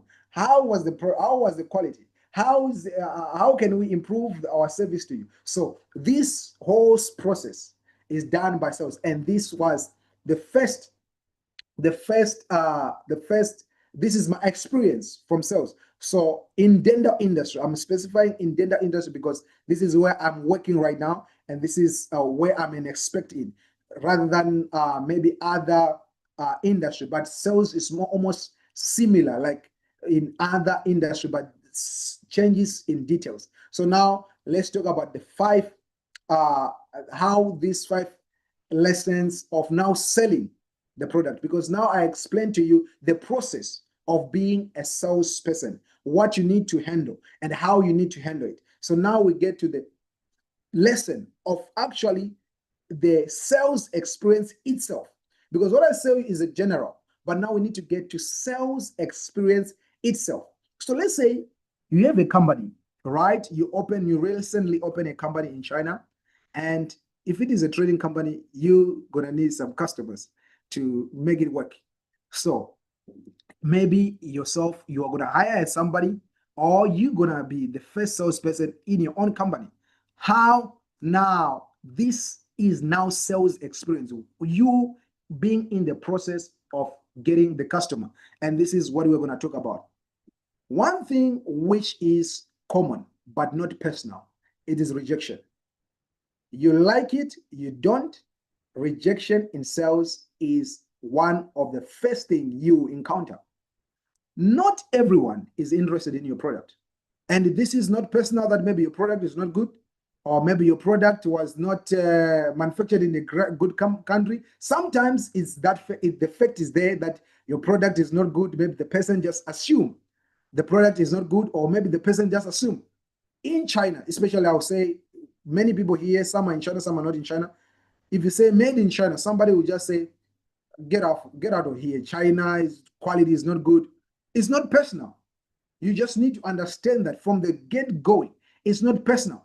If A does not want to work with you, probably there's a chance that B will be interested. So in sales, you do not have time to be mourning, time to be crying and think about, okay, maybe they don't like me, maybe my skin, maybe my legs, maybe my tone, maybe you don't have time to mourn over these things. Of course, they can be improved. But if somebody's saying no to right now, get on the next one. Get on the next one. And this is I'm sharing from experience. From my first time as I started working in sales, I would call at least close to 60 people in a day. And I'll tell you the truth, from 60 people, 50 of them would tell me, sorry, this word is not sounding good. Get out of here, right? 50. So which means only 10 out of 10, maybe 10 people, 5 would say to me, maybe I might be, but I'm not really interested. Then 5 people will tell me, or no, let's say 3 people will tell me, you know what? I already have maybe another person working with. I'm not at the moment. I'm not looking. Then maybe 1 or 2 people will say, call me again another time. So imagine if for out of 60 and 50, so it can be possible that you get on consecutive 20, and those 20 straight is a no. And there's no other way to it. Straight is a no. But if you get it personal from the 20, you don't get to the 61 who is going to say, maybe call me next time. And in sales, one thing is you are not always looking to make a customer today. What you're doing is you are looking to make a lead, which can lead to a customer, maybe a year after today. In my experience, I've chased one customer for over a year and a half. Over a year and a half. And in this over a year and a half, the customer did not promise me that they're going to work with me. They promised me, they told me they are not interested. But this is the sales skills. You don't give up, but your goal is to turn a no to make it a yes. And this, it takes a certain kind of character where somebody tell you something which is not pleasing at all in your face, but yet you still smile. Okay. It's okay. Maybe tomorrow, maybe another day. Say there's no tomorrow, there's no another day, but yet you still go and smile. So it's not easy, but this is just to tell you that it is not personal. So you start your company and you start trying to sell goods and nobody is buying, and you start to feel maybe you yourself, maybe you're not good. Sometimes it's not about that. It's nothing personal. It's just purely business. Sometimes people don't have use with what you're selling. Sometimes people have better options. Sometimes people, they just don't want to work with you, to work with your company. But it's not about you, how good looking or not bad looking, how bad sales skills you might have. Just keep on going. Just keep on going. Believe that if the door of today did not open, maybe tomorrow another one will open, another door. Another second lesson. Sales, it is all about the exchange also of energy. I know if you have worked in sales, you know that myself, I fear for salespeople in Africa. Myself, I fear for them because sales is also one of the dangerous jobs. It is so competitive, but yet also it is so spiritual. Sales is so spiritual that you actually can think that the person was not interested, but because of the energy, I'll say energy, because to make it in simpler terms, there is energy. So the way I'm speaking to you now, you could feel my energy that this guy, maybe this guy, what he's going to sell to me is good or bad. So that energy, the exchange of energy, either is face to face, either is on the phone, either is in the meeting, the energy. If you fail to match the energy of the potential customer you want to get, that's right there, you lose a customer, or you are not going to manage to make a sale. Why? Because you need to be able to match the energy. If the person is speaking in a maybe low or high tone, you to yourself, you need to bring, because if you bring them low when they are high, you are boring. So if right now, because this is what I'm doing here, is I'm trying to sell to you the idea that I know about selling. So if right now what I'm doing is not matching your energy, you're probably now falling asleep, right? Because you are my customers, because I want your attention. You are buying, I'm buying your time right now. So if whatever I'm doing, I fail to transmit the certain energy to you, which matches you or which interests you, immediately you lose interest. This is how you even go on YouTube or whatever you do. You check, sometimes you're just scrolling and you figure out, you know what, this guy is not the right guy. It doesn't mean immediately it was not about the product. Think about it. You did not, if I was about to sell you a phone, if you had already get bored of me from the beginning, you were not going to get an opportunity to hear about the product. And you did not reject because of the project. It's just about the energy. So now, how am I saying it is spiritual? Because that energy, it can be spiritual energy. So now you get in an environment. I told you I'm going to share with my experience. I was working in a company where we had 5 Muslim guys. I'm sorry if you're Muslim and I offend you. And we had one Buddha guy, and we had one guy who did not believe in nothing. Did not believe in nothing. And I was the last to be hired in that company. And the moment I get into that company, I'm a Christian. So I exercise my own energy transition. How I do it, I'm not going to explain here. I exercise my own energy transition. So each and every time I was doing the sales call and sales talk, the customers would actually ask me, say, there's something about you. There's something about you. I don't know what it is, but you're just making me feel happy. And I just want to do business. I want to keep talking to you. And I tell you one thing which happened is, as I was the last, it seems as if everybody stopped getting customers. And all the customers, I was the only one who was getting customers for a certain period of time, until even the boss was like, you know what? There's something about it. What is it that about you? And it seems as if you yourself, you get a customer easier than anyone else here. But they did not understand that there was a manipulation in the atmosphere, because I needed it to work for me. Because otherwise, if his energy is disturbing the frequency of my energy, then what we are trying to transmit to the customer is going to affect what I'm going to get. Do you understand? So one time, even the one guy of Muslim guy, he ended up coming to me and said, well, you know what? I'm about to get fired now. Please, something about you. What is it? Then I help him to transmit the same energy. And when the energy was now right, I used I would say I borrowed him my energy. And immediately things changed for him. So that's what I'm saying. It is spiritual. And besides being spiritual, I say it is competitive. People can steal from you right under your nose. You are watching. I remember one time we get one customer in another location. Then the other guy also happened to have contacted the same customer. But the guy, he had no access to the customer to say the customer start to work with him. For example, what we do is we make tea and we send them to people all over around the world. But what happened is we don't usually meet these people. We just speak to them. Sometimes we meet, sometimes we don't. But we speak to them over the phone. So there is a chance that the same customer in a company of, let's say, 10 people, salespeople, it can be possible that the same customer you are talking to right now is talking also to B. So this is what happened. B was speaking also to the customer, was contacting the customer, but the customer was not responding. But B had the contact information of the customer, and the customer was not responding. Then me, A, I get to contact the customer. Then immediately the customer send the orders. So now when the customer send the orders, B, because when the customer send the order, it is put in the system and everyone can see which customer is this and what is the customer name. So B had the customer name number. So immediately say, you know what? I was in contact with this person. This person probably supposed to be sending to me. But then I had the proof because B had sent me the receipts of what he had ordered. But then then B was like, you know what? It can't happen because I also need a customer. So you now see the problem. And immediately there was tension.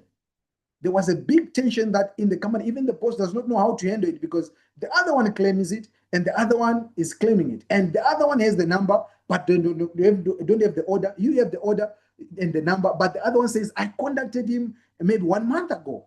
So now, if it is possible that somebody has access of Juju or whatever it is, I'm telling you, they don't hesitate. Because what happened is now the boss say, okay, you guys, you can split half on half the commission. But with my own sense, I was like, okay, you know what? This guy already is struggling to get the customer. So I give it to you. But the guy was ready to share half of half with me on work he did not do. So if I had said no half and half, I don't know what that guy was going to do. but I know that he didn't have any access to whatever it is. But I've seen it that people end up getting killed or getting fired because of a single cell, because everyone needs a piece of it.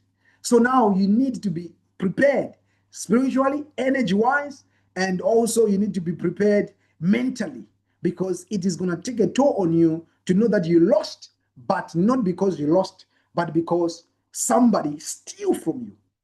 You see, that's another issue. And also another example of how energy is transmitted in sales is whenever you get into a mall, if you've noticed that, if you get into a luxury brand, they'll be playing some saxophone kind of music. And that is also another sales skill, because they're making you to get relaxed. Once you're relaxed, you're not in a hurry. You can spend all you want. And the couch they put in there, they're so comfortable.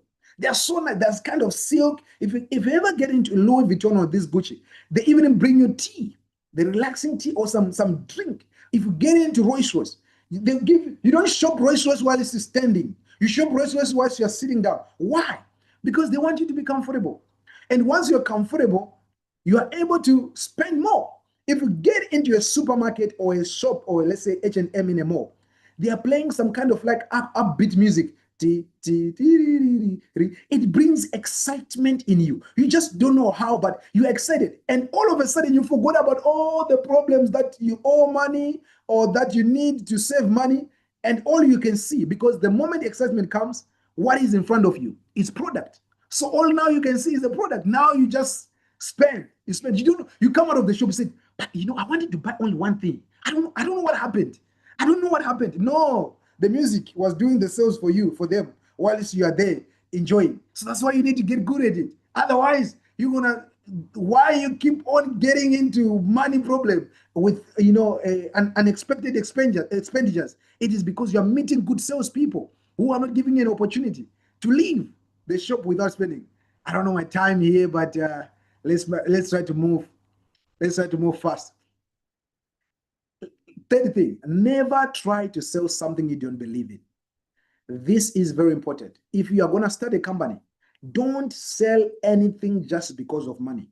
If you don't believe in the product quality, don't sell. Personally, this is my rule. I don't sell anything I don't think it is suitable for me to use or it is suitable for the customer. Why? Because when you start, all you have is your name. And if you lose that name reputation, this is all you have at the beginning. If you lose the reputation, then you lose the future proposition, future bigger businesses. So if even the company is offering you good salary, if you do not think the product is good enough for the community, for the society, do not do that. Why? Secondly, it actually affects your confidence, because whenever we are selling something which is fishy, you can tell that this guy is not really convinced that this product will work for me. Because remember, we say sales is to bring a solution to a problem. So if you don't really believe that this product is going to solve this solution, you actually have not much confidence in what you're selling. Unless if you personally, because of my moral values, it is very difficult. It is very difficult. Some people can do, there is a saying that in sales people lie a lot, sales lying a lot. Personally, it's very difficult. I cannot do it. This is also the reason, even from the first company I left, that was the issue. I cannot just lie, because you don't want to overpromise and then under-deliver. This affects your name. And in sales, if you are going to open your company or you're working in a company, you don't want to be the same way I was looking for customers the first year I started. Is the same way I'm looking for customers by now. Then I have failed in sales, because I'm supposed to be able to get recommendation from the ones I've sold my product to. Just look at for example, Apple.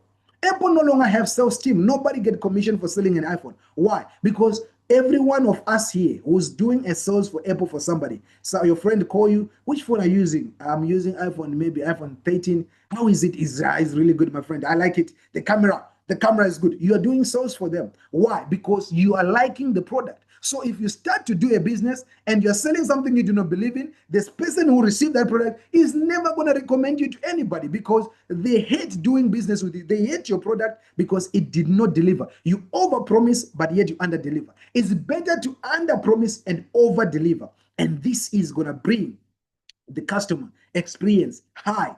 And now it's going to lead you to actually better and better sales and better sales strategy in the future. Then is number 4, people buy the experience, not just the product. Like I said, the first impression matters. Sometimes it's not about what you can do. It's about how you just looked. Like somebody just sees, say, this guy selling this chair and the way he's just sitting on this chair, it seems comfortable. Then the person say, okay, let me try. That's why you see when you get into a car dealership, they know that you already did your homework back home. You Google which car you like, the budget you want, they Google everything. But when you get to a dealership, they will say, we can get you to try even this one. They know that after experience, your taste change. Your desires already start to move. This is what happened. So sometimes people are not just buying product. So if you are a salesperson, be able to give people the experience. Be able to give people the kind of experience where themselves they forgot about the product. Imagine somebody buy a car from you from China, and they say, and when they order that car, all you do, you get the car, you get it to Guangzhou there, you ship it there, and you put a small gift in the bonnet of the car. Maybe it costs you 100 kwai. Then you put it there, and when the car arrives, the customer is only expecting the car. But when they open a boot, they see maybe shoe, maybe they'll be like, wow, oh my God. When they get home, they will be talking about you to their family about the gift more than they're talking about the car. That's the experience. So after you sell a product, you need to be able to give the experience. For some people, when they come to China, for me, dentists, when they come to China, we go pick them up from the airport. We put them in the best hotel. We take them to go eat. We take them wherever they want to go. When they go back or whenever they come back to China, the moment they land at the airport, they're thinking of comfort. I remember one guy, he was passing from Saudi Arabia. He's passing by the plane. He sent me a message. He said, Comfort, I'm passing China right now. I'm just thinking of you. Why? Because it is the experience you get from it. The moment he's getting into an airport, the moment he's getting into a plane and thinking of China, he thinks of me. Why? This is the experience. It's no longer about the product, because some people don't even know what your product can do, but they just buy because maybe they just feel the experience was just amazing, the person was just amazing, and now they just buy the product just because of that. So if you want to be good at sales, be able to provide great experience to the people. Then we have never cross boundaries to get a sale. This, a lot of people nowadays, it is bad. And this is one thing you need to be careful. Don't go beyond your moral value, your cultural value, just to get a sale. Some people end up selling their body. Some people end up lying. Some people end up destroying their own life just to get a sale. Make sure that you have boundaries. Even sometimes your company actually can push you to do those things. So don't compromise of your values just because you want to get a sale. Because like I said, your name is all to what you got. In the long run, you leave that company. They'll even forget about you. I remember my boss, one time he told me, after we had some issues with some guy in the sales company, he said, you know what? In 10 years from now, you'd even forgot you've ever worked with these people. And he was right. It's not 10 years already, but I don't even know where they are. I don't even know what. So don't be pushed to do things which you would not morally do or culturally do, or which you think your boundaries are pushed just to get a sale. This is not right. And if it is not right now, let it not right until then, because this is very important for you. Even your company, do not try. I'm not talking about the only moral. Do not try to impress the customer. Let's say you sell a car for 10,000, and now you want to give the experience I just spoke of, and you buy the guy a gift of another car for 10,000. Now you put your 20,000 all into the car. And the guy, when he receives the car, and he never buys from you again. You are trying to you are trying to go overboard to impress somebody with the money you should keep to be able to build your business. If the customer come to China, don't try to take him to a Louis Vuitton in a mall when you can take him to a Louis Vuitton in Lohu or in Huachambe there. Do what you can. Don't get into loss just trying to impress a customer, because this is beyond your affordability. This is beyond, and this can lead to your company going bankrupt. And after it goes bankrupt, you actually out of business. Or what happened? Can you still hear me? I'm trying to. Okay. Why sales is powerful is first job. This is our last part. I don't know my time. Honestly, I did not keep in track.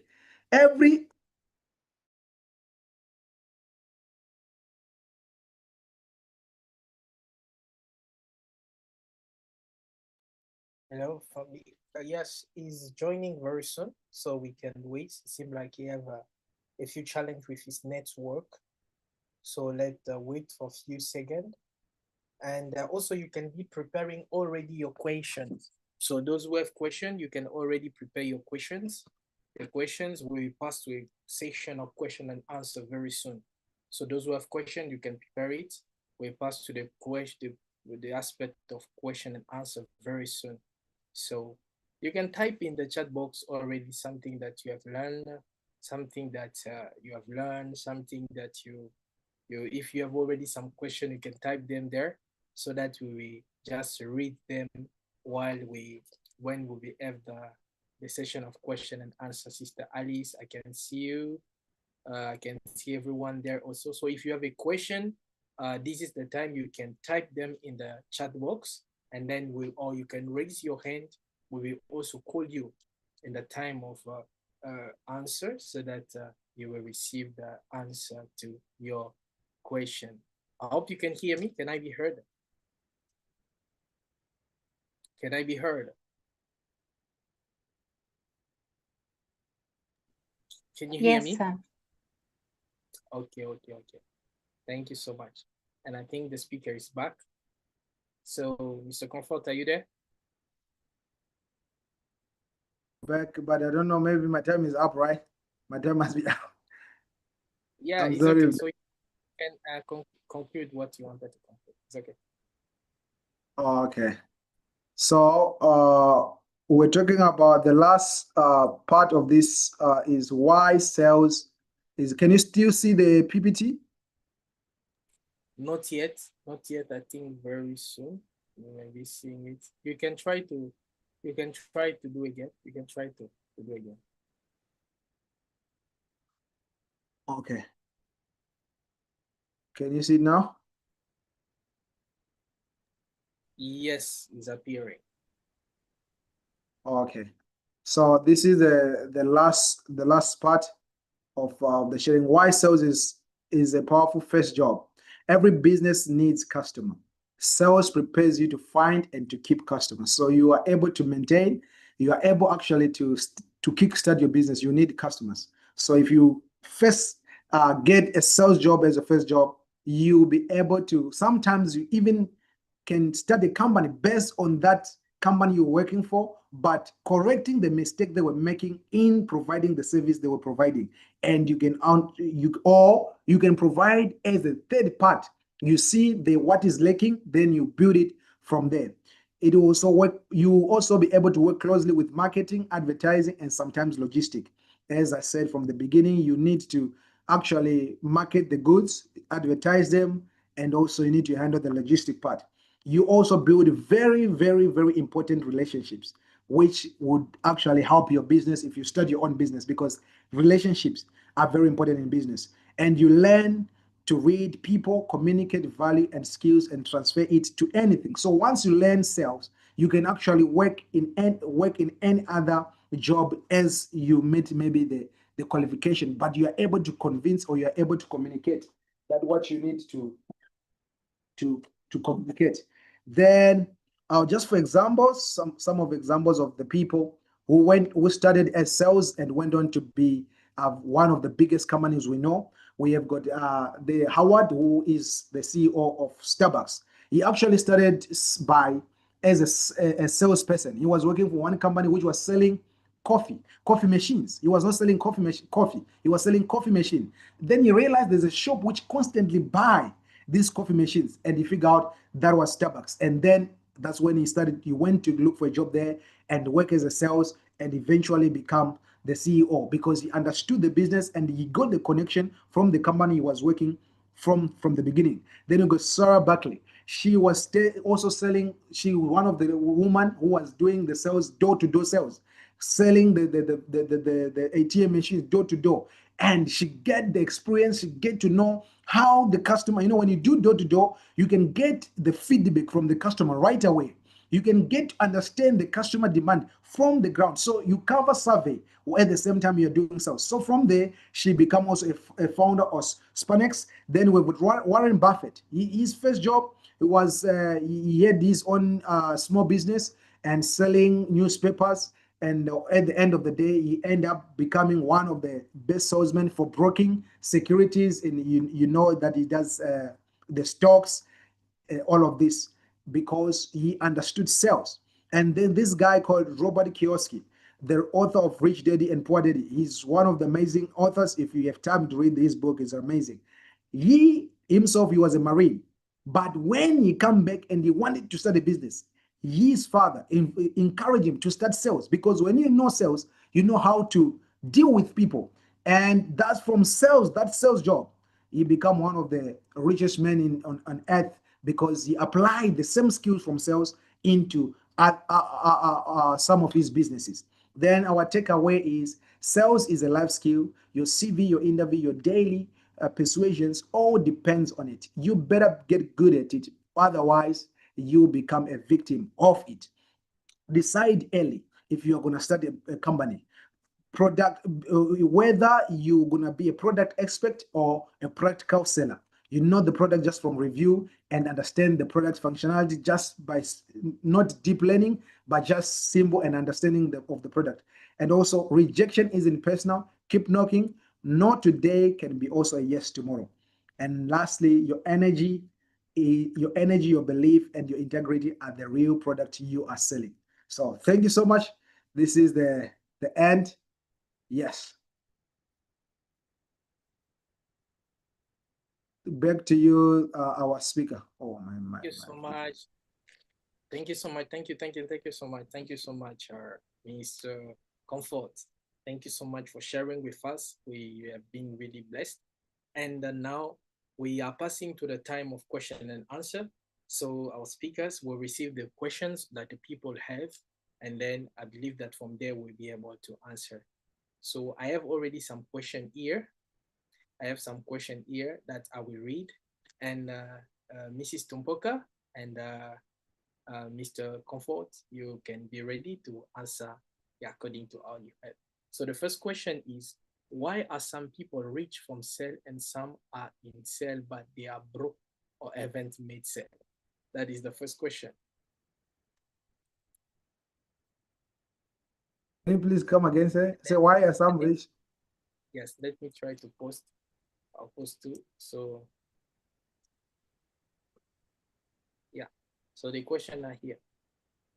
Why are some people rich from sales and some people are in sale but they are broke or haven't made sale? Can I use sales skills in another profession? So that is the question. Okay, so can I try to attempt answering that? Yeah. Okay, so in life, it can happen that some we do the same thing, but we have different results. Not only best, this is not the fact that maybe you're not good, but sometimes it can happen that way we cannot understand. But I would say in business as a perspective, like I said, you need to figure out your process. Let's say you've been trying to sell the product more, and some are selling the experience. So you need to move from just selling the product and start to sell the experience. Or let's say you're using the same formula. Now you need to understand also the energy and spiritual part of it. Because sometimes maybe you are going to try to sell some product and you are just low. You just say, you know what, buy this iPhone. Yeah, it is good. Yeah, it will help you. You know, how can you become, you have results, and somebody is going there with full energy and full enthusiasm. So it becomes a different. And also some people, they are natural sales people. So they don't maybe put more effort as maybe someone has to put. So you need to understand what kind of a salesperson are you. You need more energy, you need more effort to actually get these results, or you are natural and you know it just flows through you. You know, there's some people you speak to them and you just want to buy. You don't know the way they talk you into it until you are into it. You know, so I would say that. And the last thing is, can I use sales skills in another profession? Personally, if you read my introduction, I told you it was written that I'm a gospel preacher. I realized that the gospel of Christ, it has to be preached with a certain level of sales skills, because actually we are trying to sell. This is nothing to do with about money, but I'm trying to get somebody to accept Jesus, which means we need to preach this gospel to him. And I tell you one thing, since before I become a salesperson, I never won a soul for Christ. I never. Until I become a salesperson, I realized that I I can use this skill. So, which means what I'm trying to say is you can use it in any profession, because everyone you are trying to do business or whatever you are trying to get them to believe in your idea or to understand you, it can be a professor. You know, when you're looking for a professor for masters, you want them to believe that you are the best candidate. So you need to use the skills of sales to be able to convince them, to be able to position yourself for them to actually accept you. If it is your parents, you want them to send you money. You need to convince them. You need to preach them in a way that they believe that this money is going to be used well. If it is you are going to be an engineer who is maybe a contractor, to get that contract, it's not only you who is bidding for that tender.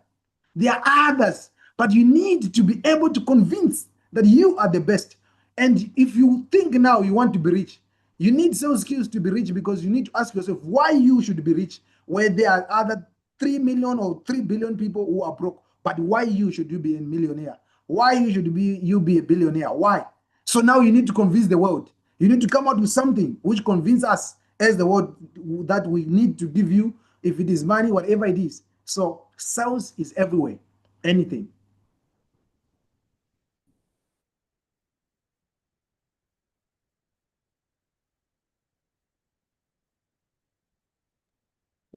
Can I be heard? So I don't know if Mrs. Tumpoka, you ever saw something? Mr. Comfort has already answered. I'll just add on the saying, like I said, especially when it comes to the energy that you give out when it comes to sales. So some people are broke and some make it in sales because most people understand the psychology behind the sales aspect, because it's not just the selling, but you're trying to sell this idea, you're trying to sell a product, you're trying to sell a service. So understanding that there's the psychology behind the selling is very important. So for some people, you might be dealing with a customer. Maybe that customer only wants to buy an experience that they've never had in their entire life. They want a luxury car, maybe. They just feel like, oh, now I need to own a Lamborghini. You'll be selling that experience from the perspective of, once you have this car, what is it going to do for that person? How is it going to make the person feel more about the feeling? And then you have some people that fully understand that they're dealing maybe with the African market. Most of the times, this happens that maybe most Chinese suppliers would say most Africans look at the price of goods. So in that aspect, you're not just selling the luxury aspect of the product, but you're also looking at giving them something at the price that they can take, or at the price that they can accept, even if you have different categories of quality. So sometimes understanding the kind of customers that you have is very important. Do some background checks of the people you're dealing with. And then from there, you'll be able to know how to sell to them. What are they interested in? What do they usually do? If you can have one or two things from their background, you know how to sell better to them. So, and understanding people understand, those that are rich, they understand their target audience. For example, iPhone, people that make Apple, the company that makes iPhones, they know their target audience and they understand to say, even though our prices are in this range, we still have people that want the luxury of just having an iPhone. So knowing the target market that you want to focus on would help you make it than someone who doesn't understand all these things and the people that you're dealing with. So energy is very important. Understanding the kind of people that you're dealing with is very important and what they usually do. So in economics, we call it mental accounting. People spend according to psychology. Some people would spend on luxury, others would spend on other things more than maybe someone spends on food more than they do on maybe other important stuff like education. Then you'd find someone who spends more money when it comes to paying for online courses and things like that. It's a spending habit. So if you can get to know background like that, even when you make a company and you decide your target market, you'd be able to position your company well in a way that you'll be able to make more sales. So I think that what he has talked about energy is very important, you understanding your target market. Yes, that's the only thing I can add.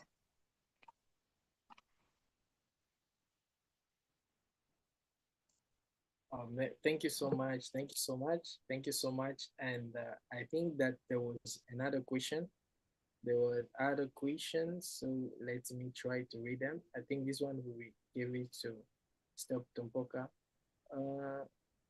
Please, why I think there were another question is that how can I just miss it now? If the person, if you can resend me the person who sent the question about how can it serve for serving God, so you can resend those two other questions. I lost them. So another question is that is it possible for someone, let me post it, so Sister Tumpoka, you can help us, Mrs. Tumpoka. The question is it possible for someone to speak more than 3 languages, English, French, Chinese, Spanish, Arabic, Portuguese, etc., mainly language used in international business, and still not get the job, even they apply and have the linguistic skill, or to not succeed in business, sales, or marketplace, even though they have the linguistic ability? If possible, how can one use the skill effectively? So, Mrs. Tumpoka. All right, that's an interesting question. Yes, the answer is yes. It's very possible for someone to have that ability to speak different languages and still not be able to land a job. It's very much possible, 100%. And this happens a lot because sometimes you can have the qualifications, you have the papers, you're able to deliver, but you do not know how to sell yourself. So it goes back to the aspect of selling. How do you sell yourself? How do you market yourself? So you'd find that it is not just based on your capacity or your ability to do something. Companies also look at different things. I've worked in the human resource department before, and sometimes we do even background checks of the people that we want to hire. We'll go on their socials. We'll check, what do you do? What kind of person are you? Are you someone that upholds integrity?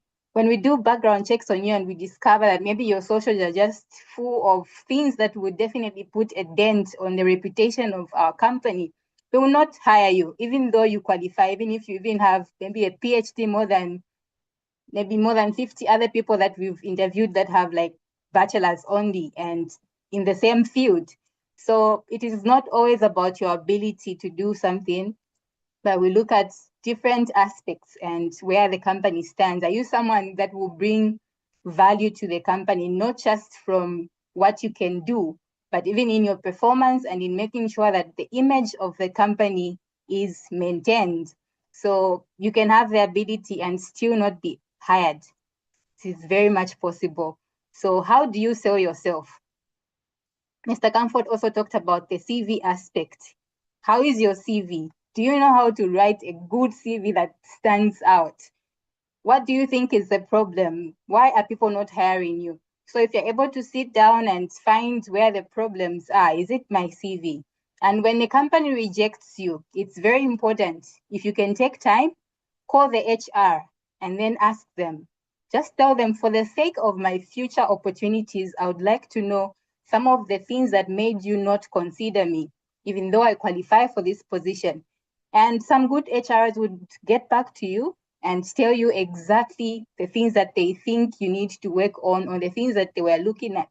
Then next time you would know how to improve and sell yourself properly.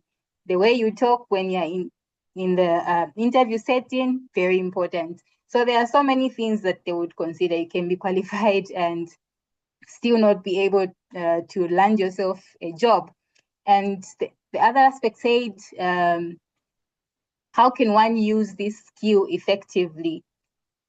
You can use the skill effectively. So you just need to position yourself well. That's very important. Position yourself well. Make sure you do some research. What kind of companies are looking for a talent like mine? Which field do I want to go in? Or do I want to maybe open up my own company and offer translation services? Can I offer interpretation services, do oral interpretation, or maybe I'll just go into documentation translation, all those things. So first, sit down, come up with a plan of exactly what you want to do. Do you want to go and work for someone else? Do you want to work for yourself? Where can you apply that skill the most? Where is it going to be effective? And that's how you'll be able to use it effectively. So do your own research. It's very important. I have a lot of people that have been asking me, how do you land yourself jobs in China? It's very difficult to find jobs. But then I say it's very easy. Why? Because you need to do your research. If you're someone that will just sit around and wait for people to give you opportunities on the silver plate and say, apply here, that works. But if you're someone that is curious and you know exactly, you have a plan of what you want to do in your life and where you want to be, you will take that step of asking questions, doing your research, find out the platforms that are hiring foreigners. What field do you want to go into? Which companies are doing the similar kind of thing? Which platforms do I need to upload my CV on? By doing so, you would be surprised at the number of opportunities that will be coming your way. At the end of the day, right now I tell people I no longer apply for jobs. It's companies that look for me. Why? Because when you position yourself in a certain way and you know exactly what you want, you will take the needed steps to position yourself in a way that you'll be seen in that field. You'll be seen in that field. So there are a lot of things that you need to consider. Don't just wait for opportunities to come. Take the steps. Be very intentional about it. Do your research. So that's how you will be able to put to good use that skill that you have. You can be so good yet not see any opportunity. So position yourself well. Yeah, then you'll be able to utilize it. I think that's what I can add. I don't know, Mr. Comfort. I think you've said it so well there. I'll just add up a little bit of in terms of you see, it's only you who knows that you can speak all of these languages. Until you get an opportunity or you package them in a way that somebody's going to be wanting to be curious. You know, nowadays when you apply jobs, there's a lot of AI which is going to filter CVs. So if you just write a CV in a way that it is just a CV, you need to know the keywords. The keywords are important and know how to not, I'll not say, you know, some people think maybe it's to lie, but how to exaggerate. Make yourself look big. If you are a social media, you have maybe let's say you have got 1,000 or 2,000 subscribers. You're not going to write, say, I have 2,000 subscribers. I have over 1,000 subscribers. Or I have accumulated over 1,000 participants in my channel. This one, the person is not going to know exactly how many subscribers you have. You just know that you are big.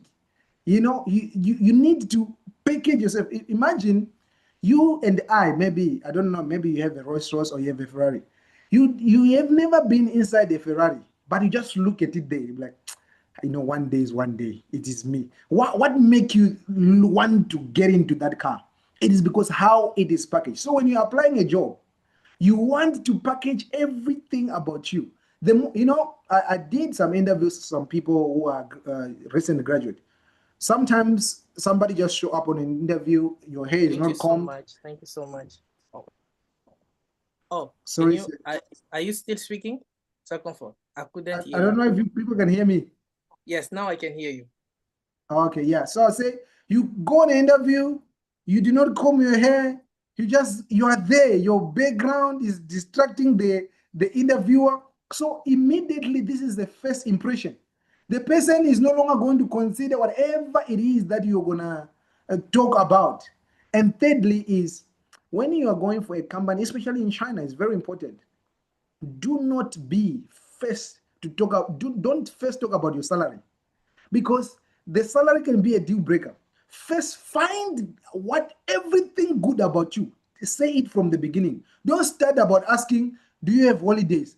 You haven't even get to know if the company is going to hire you. If you ask, the person is going to think, this person he just want to come here and go on holiday. So be more invested in what you can offer to them than what they can offer to you. This is the first step when you are in an interview. Then, after you finish to explain and expand yourself to show them what you can offer, the value you can give them, then now you ask the exchange of what they can give you, because now they're already impressed. But if you start off what they can give you before you tell them what they can offer, you can offer them, they don't know what measure to value. So this is even in a deal, it's very important. First, focus on what value you offer to a person rather than focus on what they can offer you. This way, you are able to land a job or to get a good value of a deal. Okay, because of the time, I think we will get one more question. Thank you so much. And the question is, let me try to read. If I want to enter the marketplace, how can I build value and prepare? So I think we will take those two questions, and which will be like our last one. So this is the first question. This is the second question. So those are the two questions. So the first one, if I want to enter the marketplace, how can I build value to prepare for whatever career path I choose? Secondly, can you share your most valuable lesson, skill, or experience from your work, profession, or entrepreneurial venture that you think is essential to starting and maintaining a good career or business? So you can start, Mr. Comfort, and then Mrs. Duboka. Thank you. This is I would say from first say, if you want to enter a market, how to build value.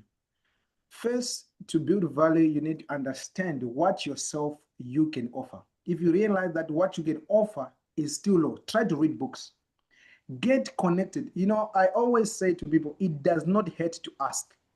If you don't know, just we have somebody in your contact list who can ask. If you don't know about something, call them, say, you know what, I don't know this thing.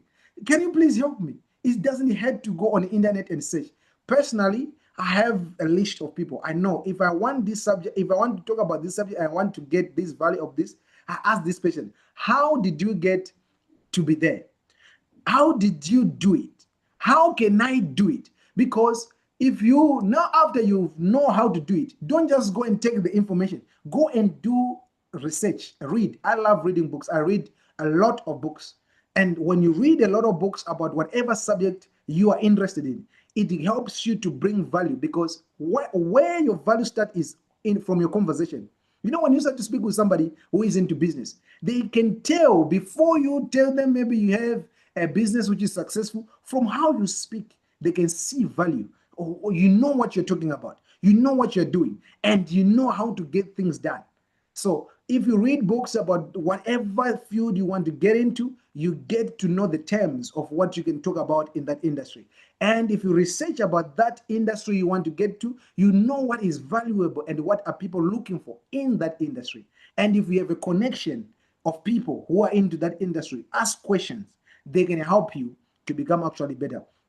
And the most say, can you share your most valuable lesson, skill, experience from your work, profession, or entrepreneurial venture that you think is essential to starting and maintaining a good career? For me, I would say, do not give up.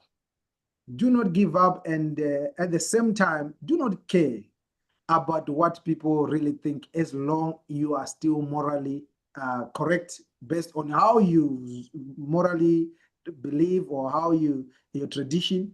Because you know, the people who are laughing at you right there, they are the same people who will be applauding you when you get it up there. So don't try to, to put yourself quick up there when you're not yet there. I remember this personally. This was from people and also spiritually. There are some titles you should not accept, especially if you're in school. You know, where some people start to say, "Oh, say," or there are some titles because they're gonna limit you to do some certain kind of job. Because now, let's say some people are calling you the apostle, and next thing they see you're dancing on TikTok. Buy 1, 2, buy 1, 2. Then they're like, "I be apostle. What happened?"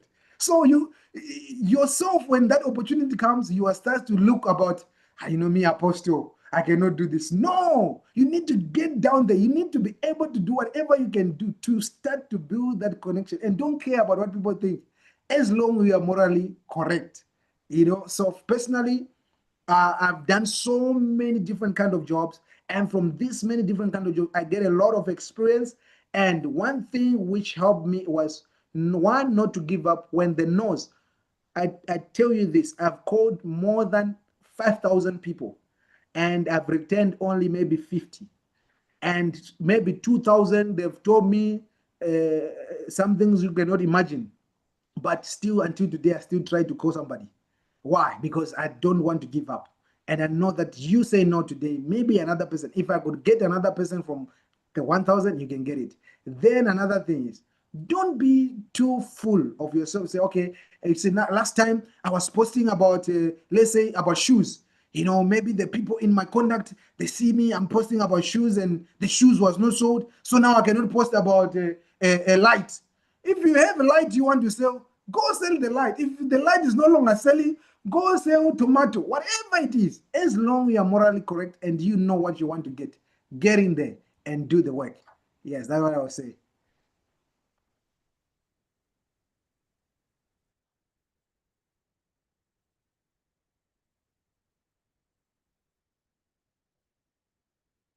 Thank you so much, Mrs. Tumpoka. I don't know if you have something to add on that one. Okay.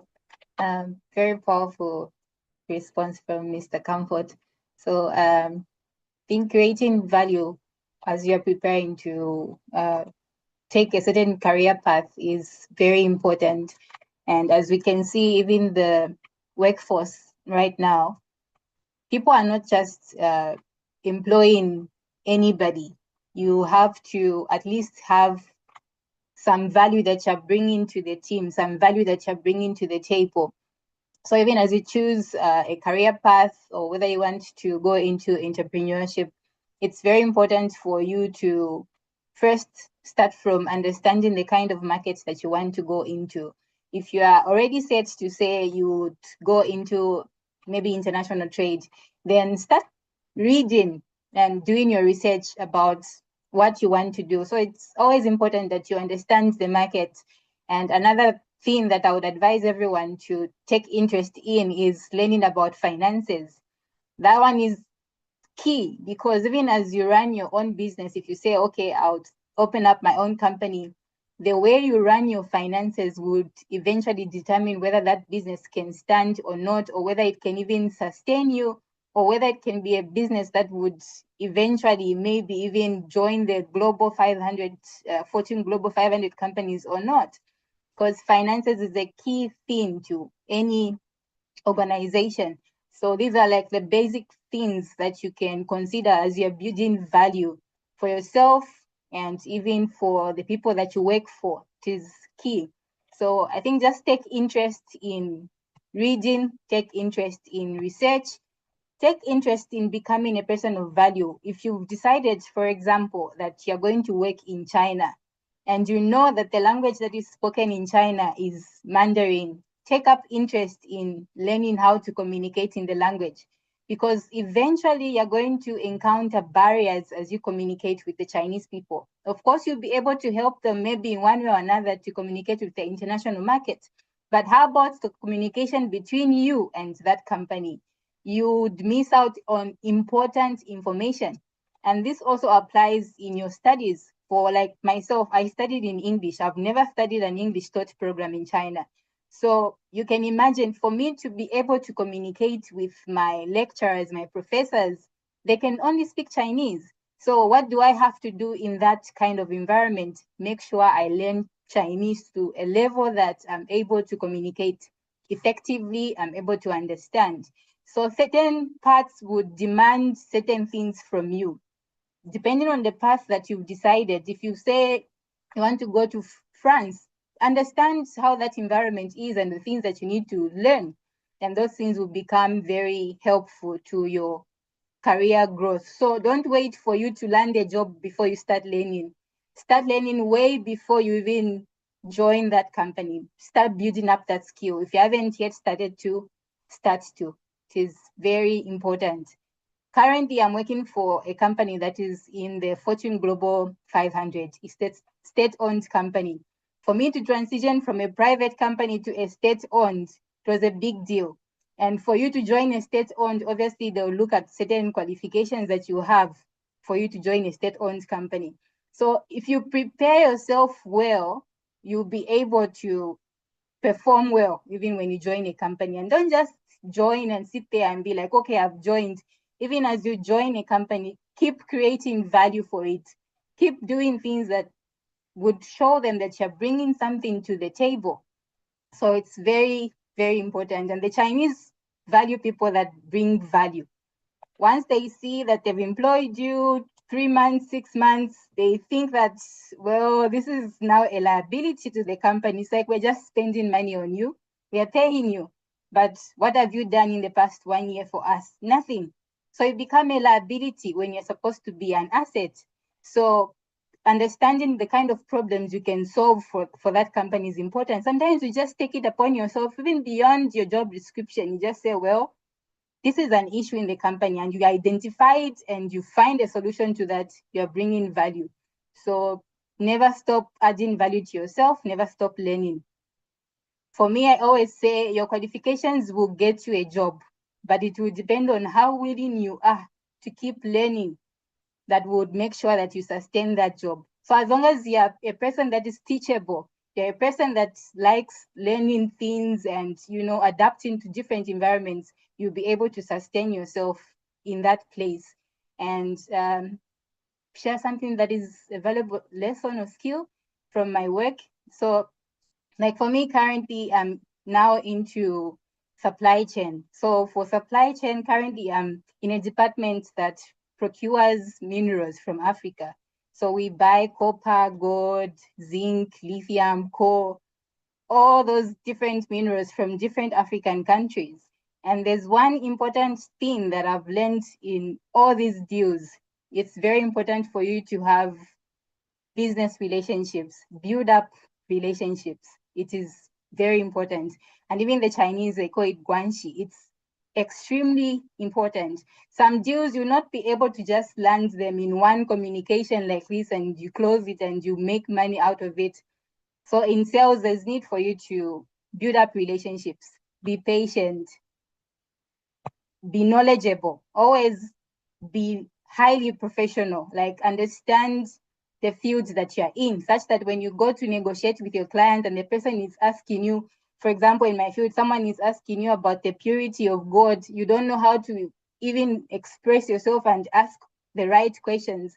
People would know that they're not dealing with a professional. So make sure you understand your field, make sure you study your field, make sure you present yourself in a very professional manner. That way you'll be able to land as many deals as you can. So the key skill is be teachable, be willing to learn, very important, and you will be able to stand out no matter where you go. So it can not always be easy, it's very difficult. And for most people, they say learning Chinese is hard. But currently, it's one of those skills that once you get it like this, it becomes your first step into getting into high positions when it comes to you working in a very good company, not just any small company, in a very good company in China. So that's how you build value. Keep learning, be teachable. I think that's one life skill that I have learned throughout my jobs in China. Yes, that's what I can say. Hello, thank you so much. Thank you so much, Mr. Comfort, and thank you, Mrs. Tumpoka, for that one. We are really grateful for everything. So it has been an amazing teaching. It has been an amazing sharing. So we just want to thank you for your, we'd like to thank you for your devotion, for your guidance, for the speech, and for really the life-changing workshop.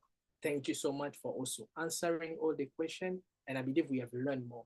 So for all those who want to rehear everything that we'll share, you can go on the YouTube channel and we will send to us also the link so you can watch it, and I believe that will be impacted and also blessed. Thank you so much for everything that we did. And right now, we just say bye-bye to all of us. So our next workshop and our next trainings and what will be communicated to us. So everyone who needs to join the WhatsApp group where we share more information and more opportunity. And we are trying to build a community where we can connect and help each other, even answering questions there. I believe that you can contact me, and then we'll see how to put you in the WhatsApp group if you are not there. And thank you so much for helping. So for all those of us who contribute and help for us to have this time, thank you so much. And thank you again and for all of us. And we wish you to have a wonderful Saturday. And thank you for your time. Thank you. And bye-bye. See you all. And thank you for this time. Bye-bye.